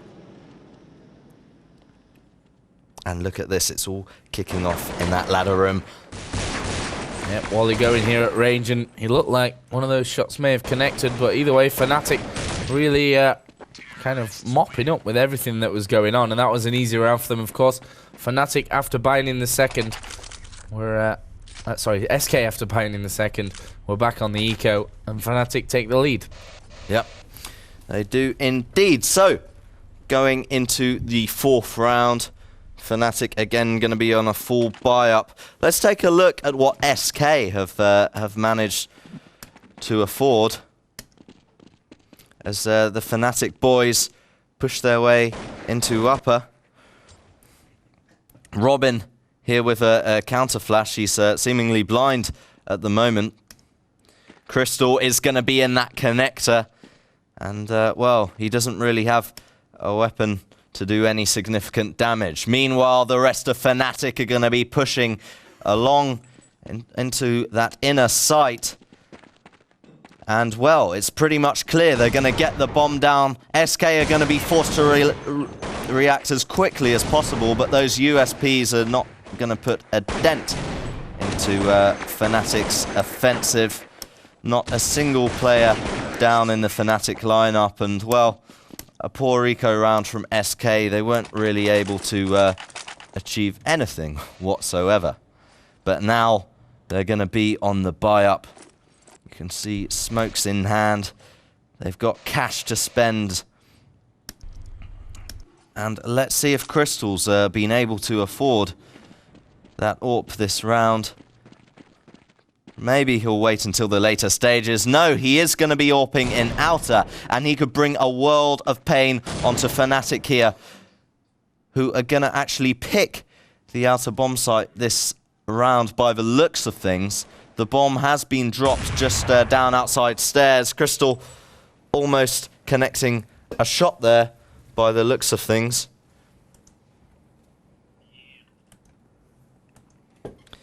He's got that Ivy area scoped, and look at this, any second now Get Right is going to appear. He missed the shot, and well, he's going to back away. Well, Fnatic have DSN and Khan pushing down towards Whitehalls in that inner area. Actually, Face and Robin are both going to be watching here as Face will open up, takes down Khan. Grenades will go out as well now. And actually, he took down both of them. And that was a great bit of play from Face to really push Fnatic off of this round. They're down to 3 now, of course. We have just 30 seconds to go in the round as well. Gux and Forest are edging their way up to this upper exit now as they do work their way in. It will again be, I'm guessing, Face that opened up. It was indeed Face looking for another one. He takes his 4th of the round, and it actually comes down to a 3-on-1. Get Right against Face, Alan and Crystal. Bombs down there, and now Fnatic can, SK can keep their eye on it. Yep, only 4 seconds remaining. 3, 2, 1, and that will be the round for SK. Fnatic maybe just waiting a little bit too long, hesitating a little bit too much, and maybe this round we'll see a resurgence of that assertive rushing style play that we're so familiar with. Well, so far so good actually for Fnatic. You know, losing pistol, winning the second. Okay, SK have brought 2 back, but keep things even on T side, and your job's pretty much good. Let's keep an eye on Crystal actually at Connector, because maybe he'll actually land one of his shots this round. There's could be someone popping out of ladder room. No. No, there won't. In fact, it's going to be another inner rush, and Face and Robin. Face. They're just an excellent team on this inner site. Fnatic are definitely going to struggle with that unless they can take Face out early in these rounds. I mean, DSN now is probably going to come up against Face, who will avoid the area of that smoke. We'll just sit there watching and waiting. Fnatic, again, are the ones that have to make the move. They're playing very, very slow again in this round. Now 3 of them are going to make a push down into this lower area. Let's get quickly with Robin, because he's the one to open up the fragging. Alan will take down Get Right. Robin through the wall onto DSN, and it was now all on Gux. And again, it was Robin through the wall who had his angles perfectly poised, and will bring SK back 3-3. Yeah, maybe Fnatic just relying a little bit too much on getting those entry kills, and SK just sort of chipping away, and maybe they just need a little bit more sort of cohesive, assertive rushes that can so often just leave the SK lineup in disarray. Well, let's see what Fnatic are planning this round. You can see that they've pushed fairly aggressively onto this outer area. Again, though, it's an early kill from Robin that separated them out. Was brought back fairly quickly, and Fnatic are now crawling their way onto this bomb train. And they're probably going to push 2 men behind here and see what they can do. Fires from Alan from behind, and that will be bad news for Fnatic as they lose Get Right. Now 4-on-3. All of a sudden it goes quiet again. Crystal chimes in with the kill onto Gux and Alan and Wally. And that was really a team effort from SK there. I think they picked up pretty much 1 kill each. And as a whole, they worked as a great unit to stop that Fnatic attack. And Fnatic have been moving very, very slowly here, Matt, running the clock down almost every round. Yep. And, well, they've really been hammering that inner sight. I would like to see them try and use a successful split on that outer site. Maybe 3 men Ivy, 2 men T mid. And we've got Crystal watching the ladder room this round. Wally is going to be the man in connector. He was up on the sniper deck last round. We might see Crystal called into action here. We'll see someone moving out there. And he just fire off a shot, doesn't connect, but Robin and Face have already got their kills. Oh, Face, who was actually down inside that inner area. Didn't have the overlay up, so I couldn't get quickly around enough to it. But Face again, who's having a great half here so far. I mean, a great 8 rounds. He's 10-4, way above anyone else. Look at the Fnatic side. You've got 7-5 on Khan, 7-6 on Forest, but at the bottom, DSN yet to pick up a frag, which is you know, a bit of a telltale sign as to why Fnatic might be struggling that little bit here to move forward. But Fnatic now, finally, we're going to see something quick from them onto this outer area. Wally and Alan both getting 2, though. As the grenades come out, Gux is in a position to move around onto that 3 train. He's seen Robin, and sorry, it was Alan there that will take him out. Robin will look here as well, and actually Khan's backing away down that alleyway. Khan is the last man standing for Fnatic, and he took damage through the box. And looks like he may try and hold on to what he's got here. Yep. Just a masterful defense of that CT, of that outer bomb site from SK. Flashes came in, they were well coordinated by Fnatic, but SK, well,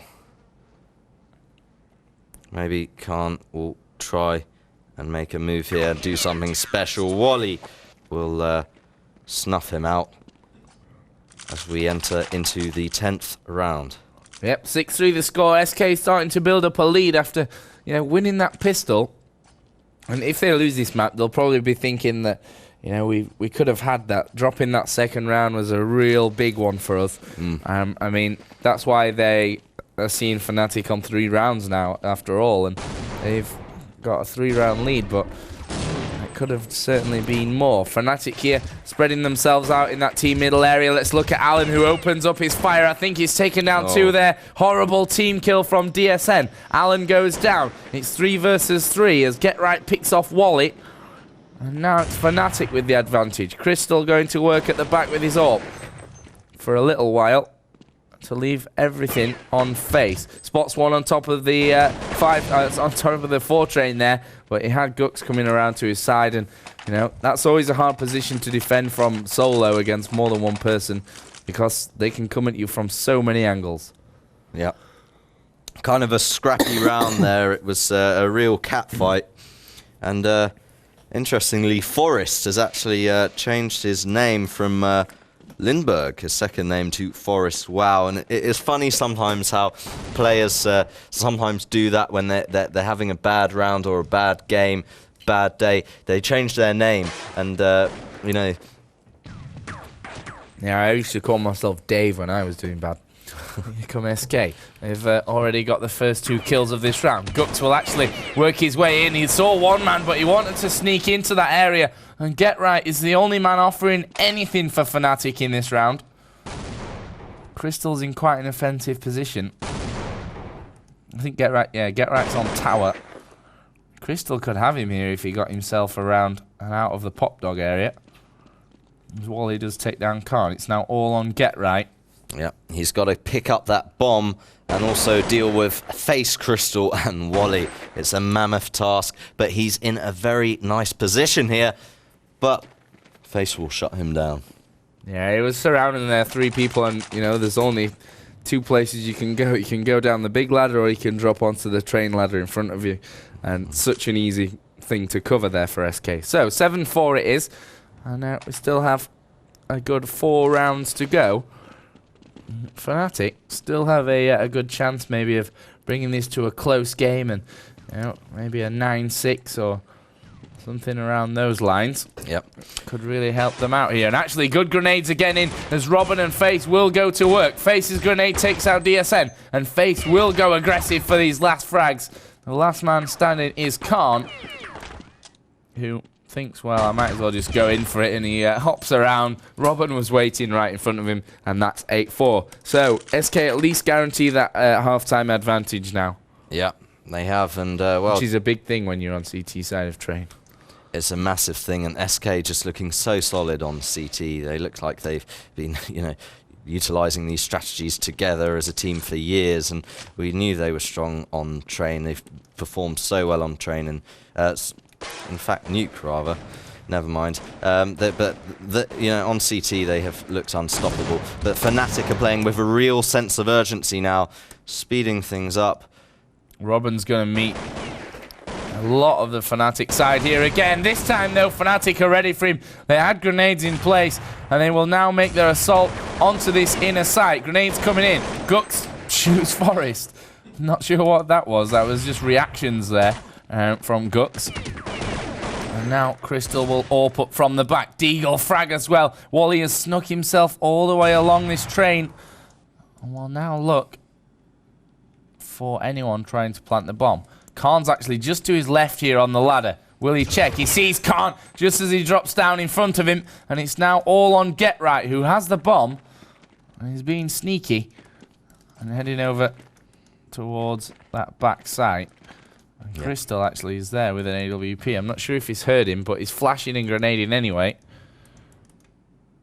Yeah, Wally's getting into positions to win this round. Get Right will take out Crystal. It's 1 versus 1. Wally versus Get Right. Wally fires away and he will make it. And after those first couple of shots, I think Wally just chilled out, like repositioned himself.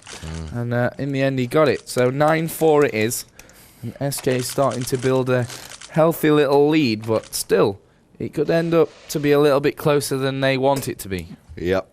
A little bit tricky there for Get Right. I was thinking he'd manage that 2v1, but trying to retrieve that bomb and position himself was just all a little bit too much when Wally came up from the ramp. So Fnatic, Deagles. That was great actually from SK, like a combined effort spraying down into the team middle area, and it's a deco round for Fnatic. But, Robin and Wally together on that outside area, having no trouble whatsoever. Last round, no matter of this first half. Who's going to take it?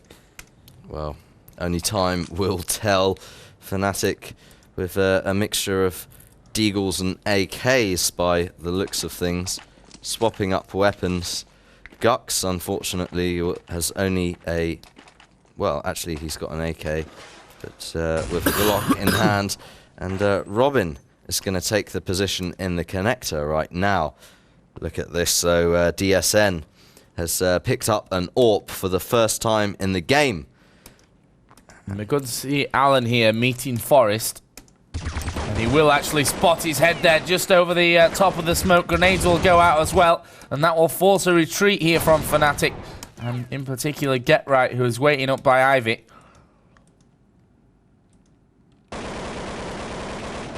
Bit of spray going on, but SK holding on to these positions. For me, Wally being outstanding in that aggressive kind of electric box on the outer roll, as well as Face and Robin, who, to be honest, on the inner area have been brilliant. Let's get around quickly to Wally, who's going to get himself called into action, gets the double onto Get Right, and Gux is looking for more, but Crystal will steal it from him, and that will end the first half, and it will be 11-4 to SK after their CT side. Yeah, things are looking a little bit bleak for Fnatic going into this second half. Let's see what they can do. SK just looked so comfortable. They just looked so... They just were so cohesive. And, Face and Robin on that inner site, absolutely outstanding.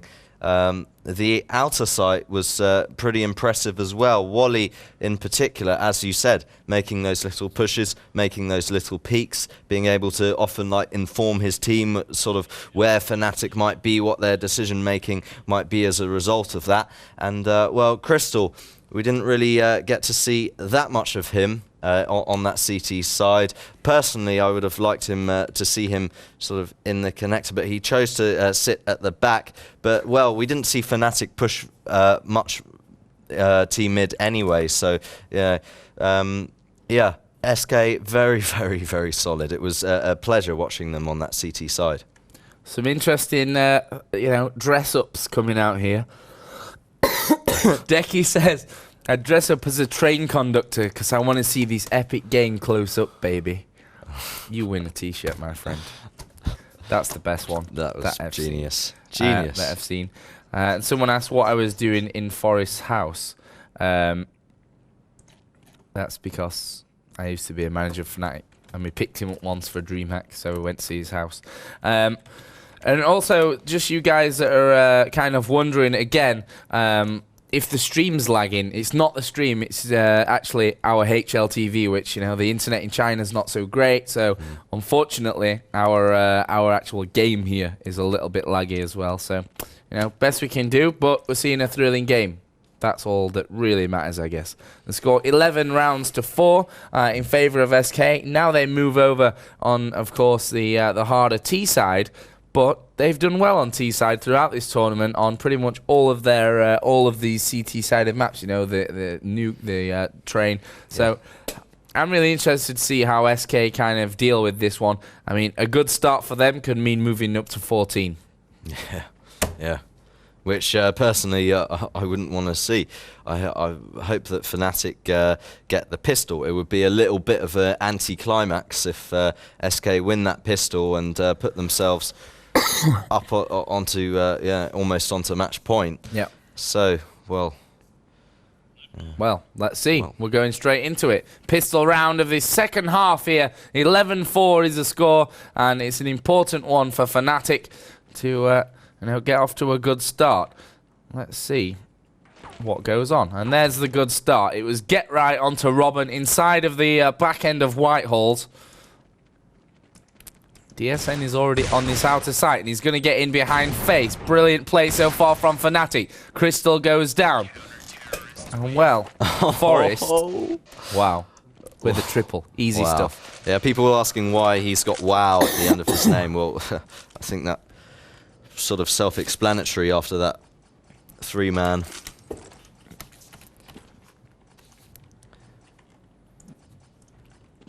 So yeah, good bit of a hat-trick there from Forest, and he will start out strongly, and hopefully as he means to go on from their point of view. Fnatic now move up to 5, 11-5 the score.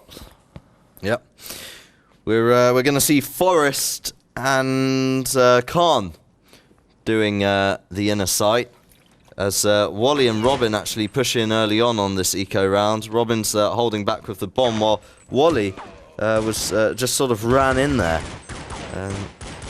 Yeah, this should be again a very easy round for Fnatic. Actually, Robin's gone in and he is going to get the bomb plant, which, in the nick of time. Died at the end, really doesn't matter. He's got the plant in and he's got himself a bit of extra cash for his team, and that's all that SK needed.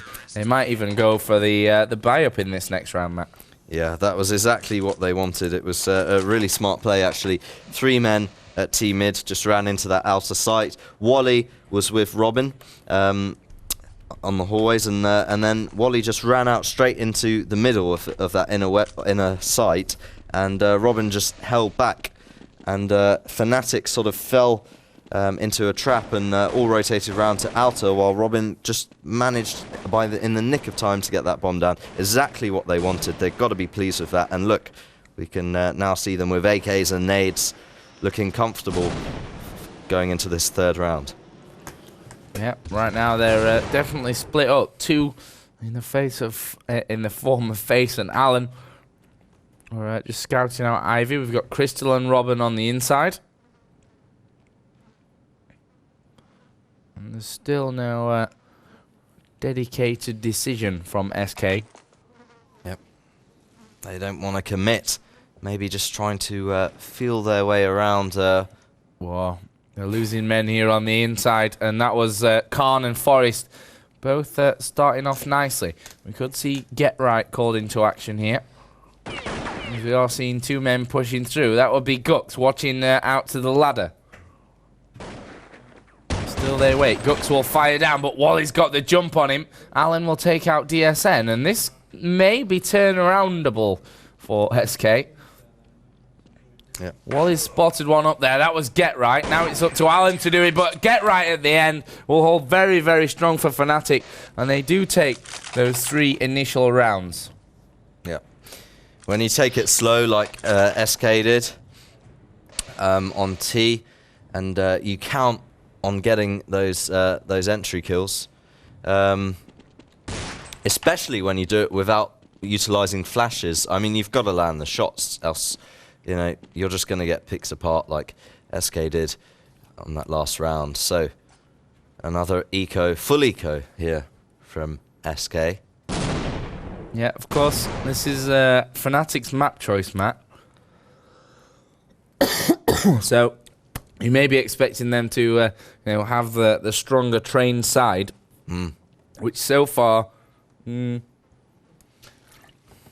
I'd say it's been kind of even. That first half, 11-4 as it finished.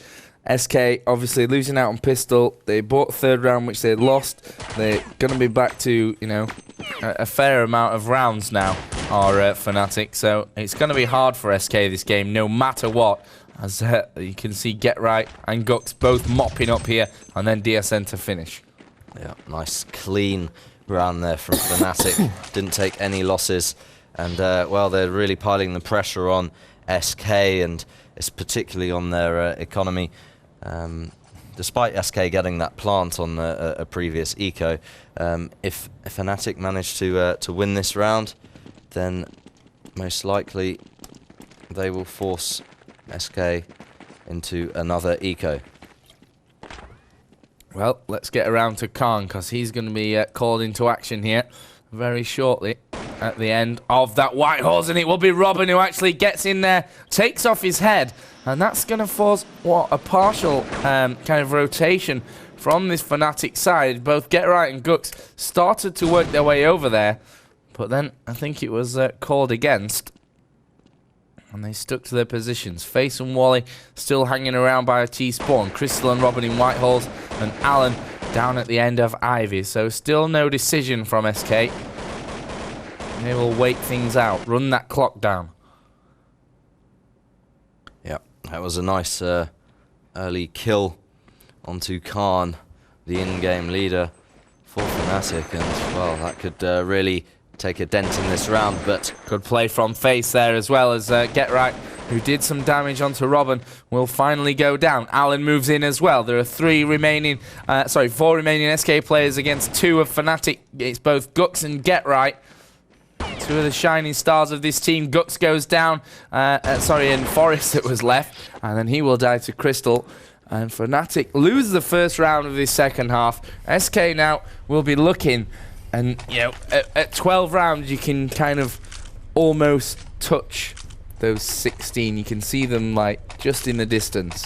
Yep, and had Fnatic won that round, they would have been in a great position, forcing SK into yet another eco and looking very strong and having a very good chance at evening this one out. But let's not forget they are still pretty close here.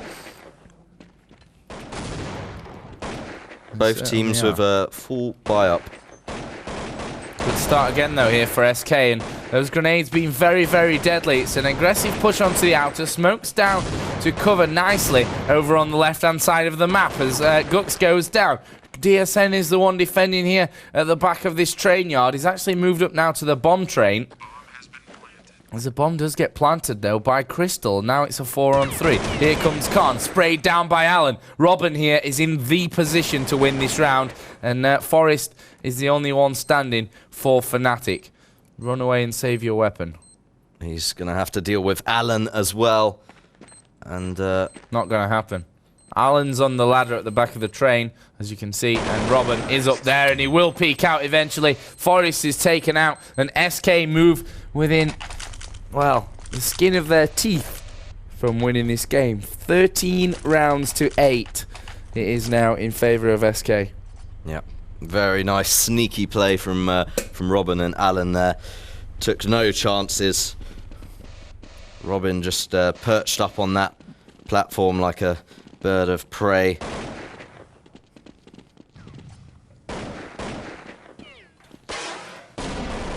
Well, it's Lots of shots ringing out here as Get Right takes down Crystal. Face responds with a kill onto Forest. Alan will take down Get Right, and well, DSN replies with a kill into Wally. Gux with a FAMAS onto Alan.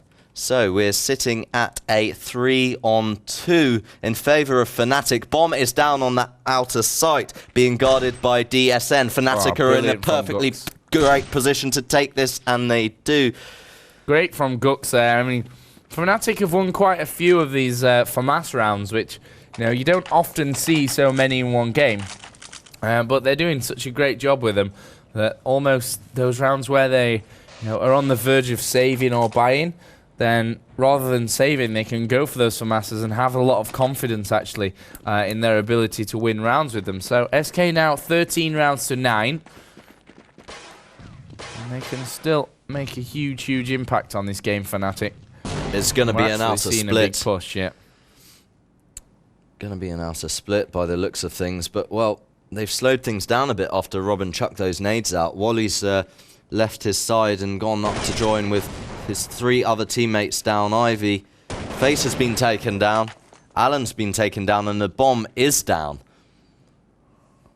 Yeah, bomb's pushed forward there, and actually DSN had just gone in a little bit aggressive. Get Right will look to spray down the last man standing, which is Wally, who will now take his chances, and as he peeks out, he's hit from the sniper deck by Gux, and that will be Fnatic a little bit closer to leveling his up at 13-10.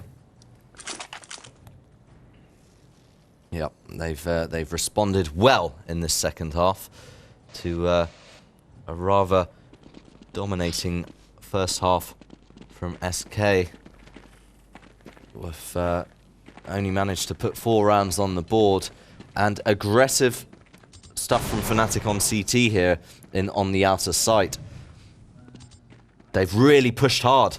Yeah, Robin's got himself into a really great position here underneath this train, but not sure if he's going to spot anyone before he's spotted, which he did, but actually DSN out-aimed him. Now, eco round actually from SK, not really much that was going to happen, and Fnatic bring us back to a 2-round showdown. 2-round showdown. Let's see what SK can afford going into this 10th round. This should be good again. Well, lots of nades, that's for sure. Lots of smokes. Possibly going for a really fast inner rush. That's what they're doing. Well, they've slowed down here. Doesn't matter. Look at Forest here. He's come up real aggressive, and he takes down Robin. He's going to be pushed here by the rest of SK, who will throw those grenades up to him. And well, it actually Khan peeks out at the opposite end. Now Forest is going to go in for another taste of this SK lineup. He takes down one. Face is now the last man standing up there, though. And it's 1 versus 4. I mean, Face is good, but is he going to be this good? Well, there's the problem. Whoa, what a shot there onto Khan. I think he could barely see, actually, through that smoke, but still opens up and hits the head. Yep, he managed to come out of that unscathed as well. And maybe with a little bit of magic, he might be able to handle this 3v1. Just needs to take it 1 frag at a time. Well, he definitely needs a little bit of luck in this situation as well. There's no doubt in that, but and well, have to see how it all works out for him. He's going to peek now. Get Right is the man to look over the top. Face will aim. 2 great aimers against each other, and it will be Get Right who comes out victorious in that one. And now there's only 1 round that separates these 2 teams, and Fnatic must be feeling full of confidence. Yeah, they must be brimming with confidence. We know what it's like when they get this, build up this kind of momentum. The question is, if they manage to take this one, will they be able to carry that through into the 3rd and final map? But well, still SK Gaming's game to lose, 13-12. It's an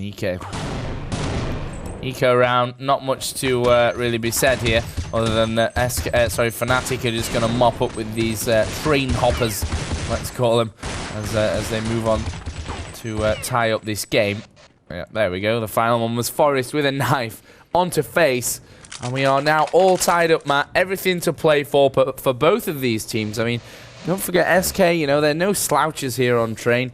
You know, the only bad thing for them at this point is that they're on that weaker side. Yeah, well, it's an even playing field this round, except for maybe the side that SK is having to play on. In terms of guns and nades, both teams are on top of things. Well, SK here have gone really, really aggressive early on once again. Let's quickly just have a look at the overview. Forest is in those Z hallways. He could really cause FaZe some trouble here if they don't spot him in time. Forest isn't seen in time. He makes the first kill for Fnatic. Crystal is out there with his AWP as well. But you've got to feel that they're going to be able to hold on. Crystal and Robin both picking up early kills here for SK as they start to crawl their way towards this bomb train. Khan is now watching out towards the ladder. Wally is just under there as well. I think there's just been a kill. Yes, there has. Robin's taken down. Gux at the end. Now, the real threat to this SK challenge is Khan. We're watching him now coming around the back. If you look at the overview, you can see that he will come into contact with these SK players sooner rather than later as he works his way here through that T middle area. Here comes DSN, picks off one. Khan will take out the second. It's now all on Wally, who's actually underneath the train. Went for the bomb plant, came off it instead, took down DSN. It's Wally versus Khan, the two strat callers for these sides, and Wally will take it. SK go back into the lead, 14-13. Brilliant play by Dennis Wallenberg. Amazing. That's exactly what their team needed. Wally pulled out the goods after a string of painful eco rounds. They're now back in the money and, well, back in the lead as well. Just 2 more rounds needed and they will be proclaimed champions of the Global Challenge Chengdu. They would walk 500 miles just to win this tournament. Anyway, SK doing well here in this round. The only man at the moment offering a challenge is Get Right. That'll be ended quickly by Alan. Now it's only 2 remaining. Khan and Forest to save the day for Fnatic. Crystal hovering around with his AWP as Forest now works his way onto this bomb train. Grenades coming in as well. Khan is actually by the Z hallways area and they don't know where these SK defenders are. Alan is just to the right here of Forest. Forest will spot him as he goes for the kill. Wally takes down Khan, and surely this is the round that SK are going to win. Forest has hit Crystal. Could be bad news, but Wally is there, and SK move on to game point. 1 more round, and they'll net themselves $15,000, a place in the World Championship Finals, and then, of course, the bragging rights. Yeah, the title and the bragging rights here over their Swedish counterparts. We have 2 rounds to go. Don't forget, first map on Nuke, SK were in this position for more rounds than just 2. But how is Fnatic's money situation? That is one of the big questions. Well, we've got asked. I think they're good. Forest with an M4 spamming through that smoke with in the connector. It's going to be an inner push here for SK. Let's quickly get around as FaZe goes down to Khan. We've got Crystal just waiting around, and SK losing that first man. That's going to be a big dent to them. Yep. But now they've decided, okay, let's not hit that area. Let's go out. DSN is sitting at the back with an AWP. He could do some real damage here. He could win this round for them. He takes down Crystal behind the green box. He takes down Alan. Could this be a hat-trick? Gux cleans up, and Fnatic get closer to making this game an overtime. Surprise, surprise. Well, it's a great thing. 15 rounds to 14. Final round of normal time, as you could say here, on Train. And again, the same as Nuke. Either an SK victory and an overall victory in the tournament, or Fnatic pushes into that wonderful overtime, which we all love so dearly. If SK Gaming decide to go for the outer site again, well, DSN could do some real damage with this AWP. I mean, he is deadly sitting at the back. He's dropped a grenade down there. I wonder how much damage it's done. Oh, and look at SK. They have bought up whatever they can afford here, which actually is not all that much. And there are a lot of grenades and flashes moving out towards the end of Ivy there. But still, there is no commitment from SK Gaming. No. There are 4 of them there. They are going to make the push now as DSN will take one. Let's stick with Get Right because he's got a good overall view of this attack. He will go down to Wally, but here is Khan with a hat-trick at the end. And guess what? We're going into overtime for the second map in a row. It's 15-15 here on Train. What a fantastic game, Matt.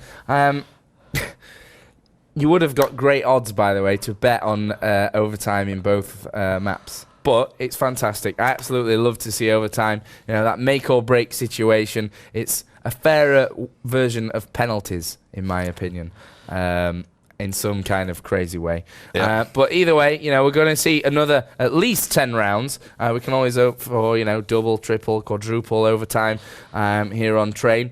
You know, just to keep Temple and Rotterdam waiting just a little bit longer with their Warcraft 3. But I'm guessing, again, these guys are going to have 5 minutes of a timeout to decide exactly what is going to go on. Let's have a look at your comments, see if anyone's dressing up as anything else a little crazy. Dress up as Elvis and sing a little less conversation, a little more action, please. Very good. I gotta say, Joe, both teams here just so evenly matched. We couldn't have hoped for a better finals here at the Global Challenge Chengdu. And, you know, we thought SK was strong on CT and Fnatic, you know. Go on. Aerox said I was dressed up as Squeaky Door on Nuke and annoy people by squeaking all the time. What the hell? Yeah. Crazy. I enjoyed that match so much, Joe. And guess what, man? No one's going to win the hat or the T-shirt again. No? No. Why not? I don't know, but I'm going to have a new hat and a T-shirt by the end of the day. I'm pretty sure about that. Yeah, but we're, again, going into the overtime. These guys, I think, are back. There was a little bit of movement around the arena, let's say. So, Matt, you know, I asked you this in the last overtime. Who's going to win? You ask me this every single game we cast. Well, because I think actually you should be put on the spot. You know when you watch football and they say to each other who's going to win, and they tell each other who's going to win. Well, I'd say judging both teams so evenly matched. I know you're going to say okay, I'm not going to cop out as well. I'm not going to cop out. I think it'll be a draw. Hey, I'm gonna give you my prediction. Okay. Judging by the previous map, where things pretty much went the same way, I'm gonna say that SK, well, they've proved twice actually in this tournament that they can perform in overtime. Once against CG and in the previous game against Fnatic. I think, you know, they are the ones who might be able to take this in overtime because they've proved that they can perform under that pressure. But on the other hand, I mean, Fnatic, they just evened it out and when SK were on game point, and we've seen them do that time and time again. Both teams just seem to thrive under pressure, and it's so entertaining to watch. I mean, I almost don't even want to talk about the game anymore. I'm so speechless. I just want to smile and let it all unfold. You still didn't say who was going to win. SK. Finally. I knew you were going to do that. You'd say, yeah, SK have done really well, but Fnatic, yeah, I'm going to go with Fnatic, you know, just because you're going with SK. A little bit of we bias might have a bit of competition going on. Bit of bias there, maybe, as former general manager. No, I just we can bet for one of my cough sweets if you like. I don't have a cough, Joe. Right now, but maybe I could save it. My sweets are doing me well.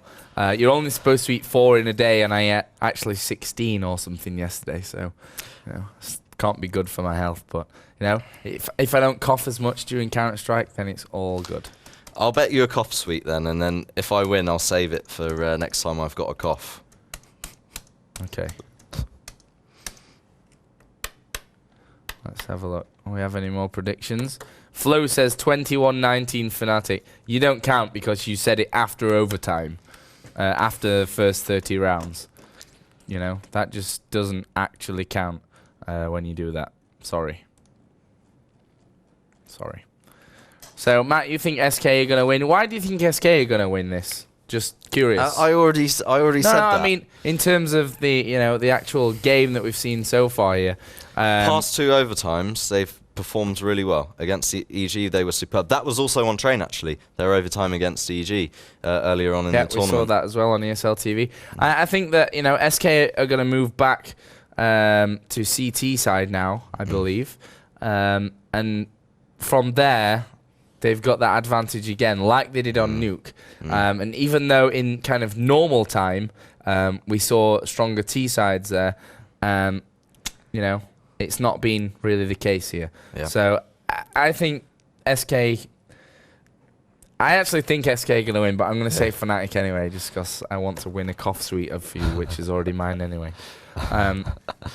But Matt, we've already got the 3rd and 4th place in this tournament. We've got We Made Fox in 3rd place, Tyler in 4th place, and of course 1st and 2nd still to be decided here. Yeah.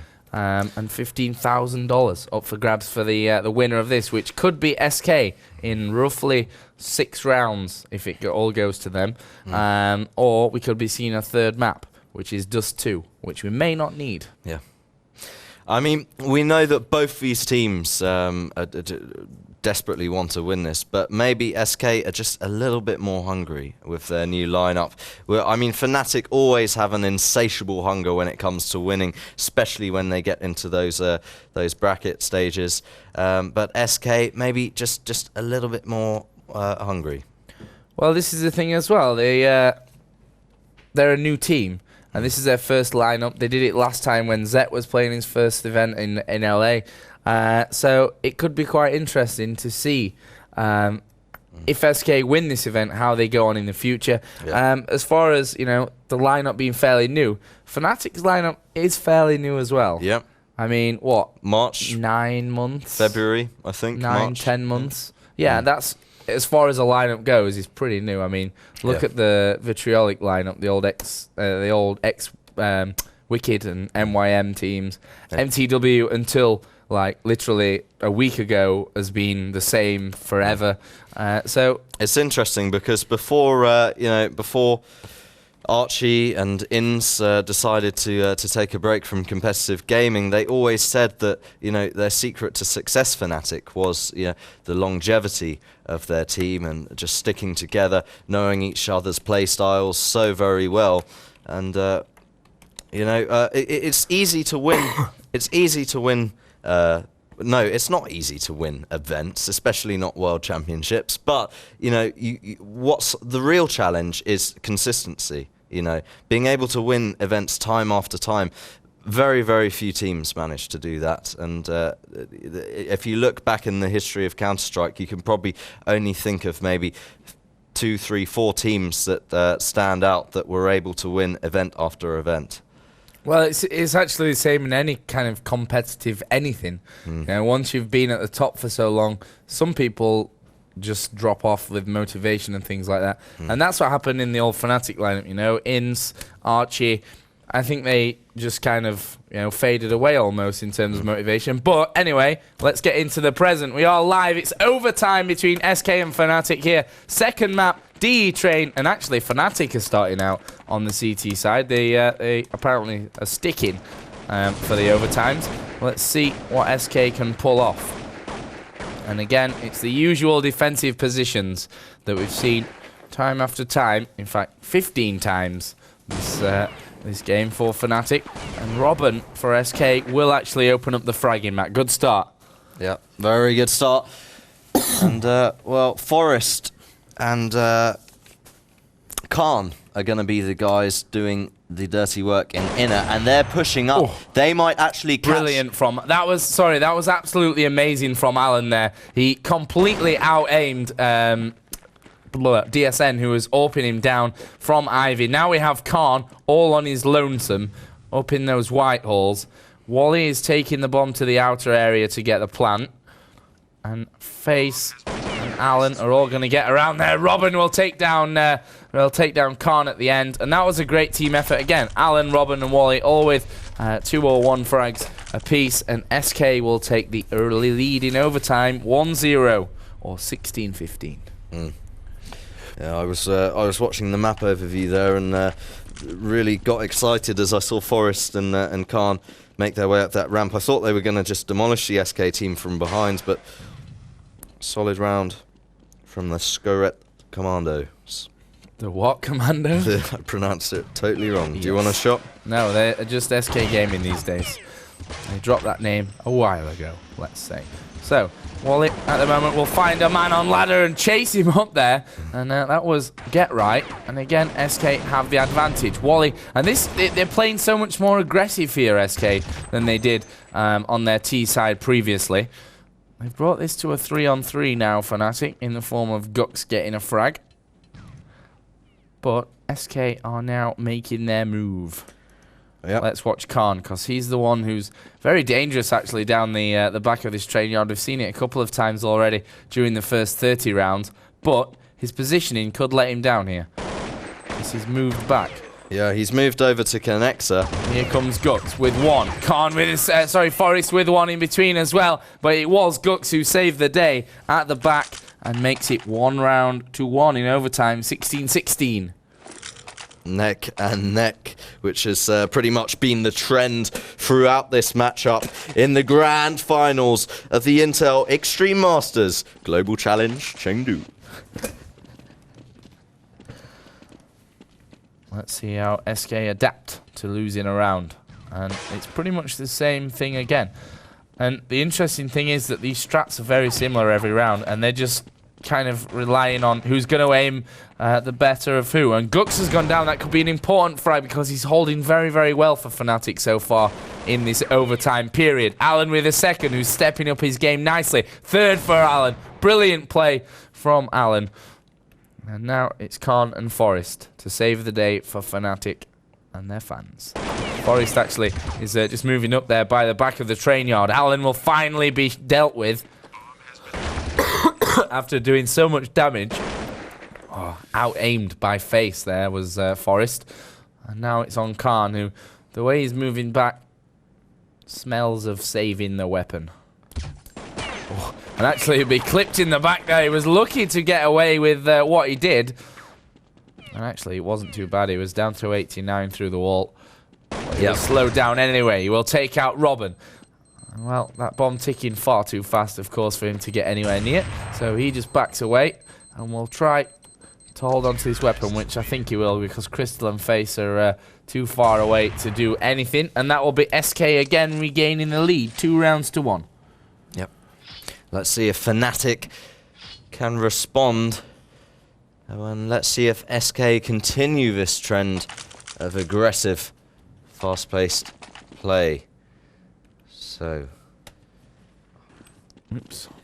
I'd really like to see if Crystal can perform with that AWP. He didn't manage very much in the last round.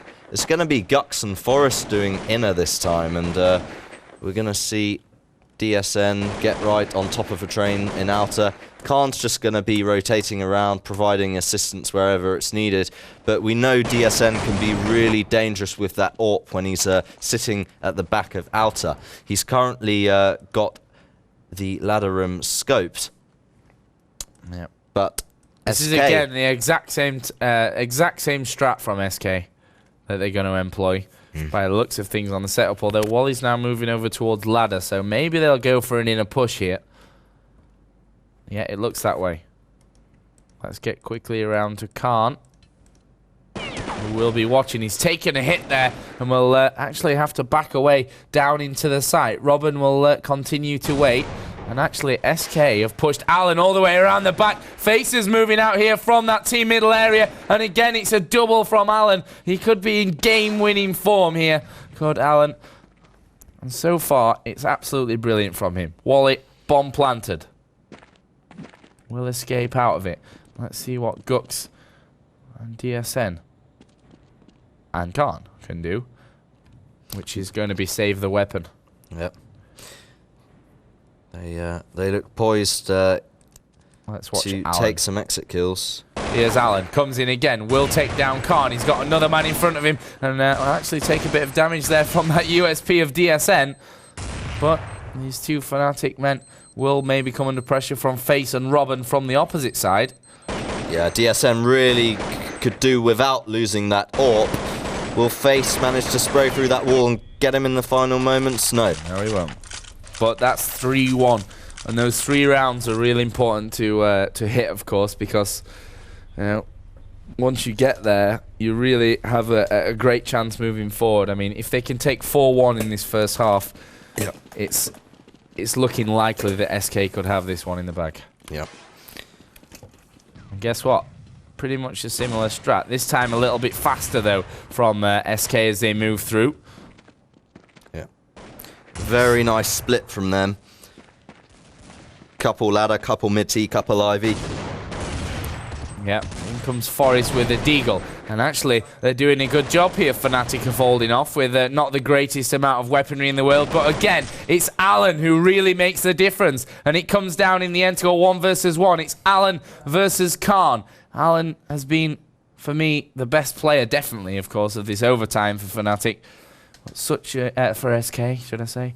But certainly a very, very strong player overall throughout this tournament as well. Yep. He'll drop 10 health there for no reason as he drops off the train ladder. And he's underneath. Khan has got himself an AK. Alan has an AK. Khan's going to move inside. These are the great things about the 1 versus 1 situation. Maybe if Fnatic had known where the bomb had dropped, then Khan might have been in a stronger position to take this 1v1. And Alan is going to get the bomb down there. Now Khan doesn't know where it is. Oh, well, he thinks it's not there anymore. And we'll now move to this outer area. Alan is sat just at the back in a position where he will just shoot off the head of Khan when he comes around. Here comes Khan. He's thinking, what the hell, I'm just going to go for this one. He comes around. Alan will take him. And Alan will end this first half on 11 for 3. Absolutely amazing first half of overtime by Alan. SK a 4-1 in the lead as we move through to that second half. And I'll tell you what, if Alan's even half as good in this second half, then SK are going to win this. Brilliant play. Yeah. It's looking rather unlikely that Fnatic will be able to repeat that outstanding first half of overtime from SK Gaming, particularly now SK are on CT that they excelled so well at in the first half of this map. And let's see if they can get back into the groove that they were in earlier on. Yeah, well, here's the thing, you know, they're now on that stronger side. Very hard for SK. They really have to. Sorry, for Fnatic. I don't know why I keep getting SK and Fnatic mixed up. It's not like this is the first time I've seen an SK versus Fnatic game. But Fnatic have such a hard job, and if they don't come out strong, I think if it goes 1-0 SK and they then on game point again, I don't think Fnatic will recover from that. No. Fnatic have to start strong and take at least the first 3 rounds if they want to even think about another overtime. But we're still in, and we're going to get underway. It is, of course, the maybe the final few rounds here of this grand final of the Intel Extreme Masters Global Challenge Chengdu. And again, Fnatic have pushed out very, very quickly. And it's all over. They're all over this outer site right now. The problem is that Wally is seemingly on fire himself, and this is a position we've seen Wally play before and do so well at. Is that aggressive pop dog electric box kind of area, and really, wow, amazing. A hat trick at the start of a round like this, at the start of the second half of overtime. That's really the point where you can really think that they're going to win this game. And actually, Wally will make it 4. Let's see if he can take the final kill and get himself an ace to push SK onto game point. Get right, will actually come up against Face there at the end, and SK will flawlessly, or actually not flawlessly, they lost Alan, but either way, it was a 4-0 for Wally in that first round, and that will be game point for SK. One more, and they win. Yep. What an incredible, incredible finals. And, well, Fnatic pretty much need a miracle right now if they want to at least force another overtime. We've seen strange things happen in Counter-Strike. Let's see if history can be written. It's already a game which will be probably remembered for years to come. Very slow round so far. Fnatic know exactly what's on the line here. But it could be an inner push. Gux will be the first man to peek here. He's got Face to deal with at the other end. An old teammate and a team that... a couple of players that teamed up, of course, not long ago at DreamHack Summer to beat SK as a Lemon Dogs mix. Yep. But this push is inside for Fnatic. Let's watch Robin. It's a double AWP defense here, I think, for SK. That's certainly the one on that inner site. Smoke is down. Robin will look to defend. They've got Face down there as well. Let's see what Robin can say about this Fnatic attack. He actually misses the first one. Face is in there. Let's get around quickly to Face, who's now dead, actually. Robin is there, though. He will pick off one. Advantage back to SK. And Get Right will even it back to a 3 versus 3. Bombs planted as well. Robin's actually just spotted one man. Missed out on his shot. Wally will come in for backup, though. It's now on to Get Right and Gux, who is picked off by the USP. All on Get Right to save his Fnatic teammates here. It's one versus one. Crystal versus Get Right. Will SK be able to hold on to this? Crystal's on the bomb. He's going to defuse, and SK win the Intel Extreme Masters Global Challenge Chengdu in a thrilling game. Two maps of overtime. A 1 versus 1 at the end. Get Right thinking that Crystal was calling his bluff there by giving him a fake. And he was holding on to it. And that's actually the second time that Get Right's done this on T-side of Train. He did it in the first pistol round, I think it was. But either way, it will be SK who are crowned champions. Their first major, in fact, their first event with the new lineup with Crystal and Face.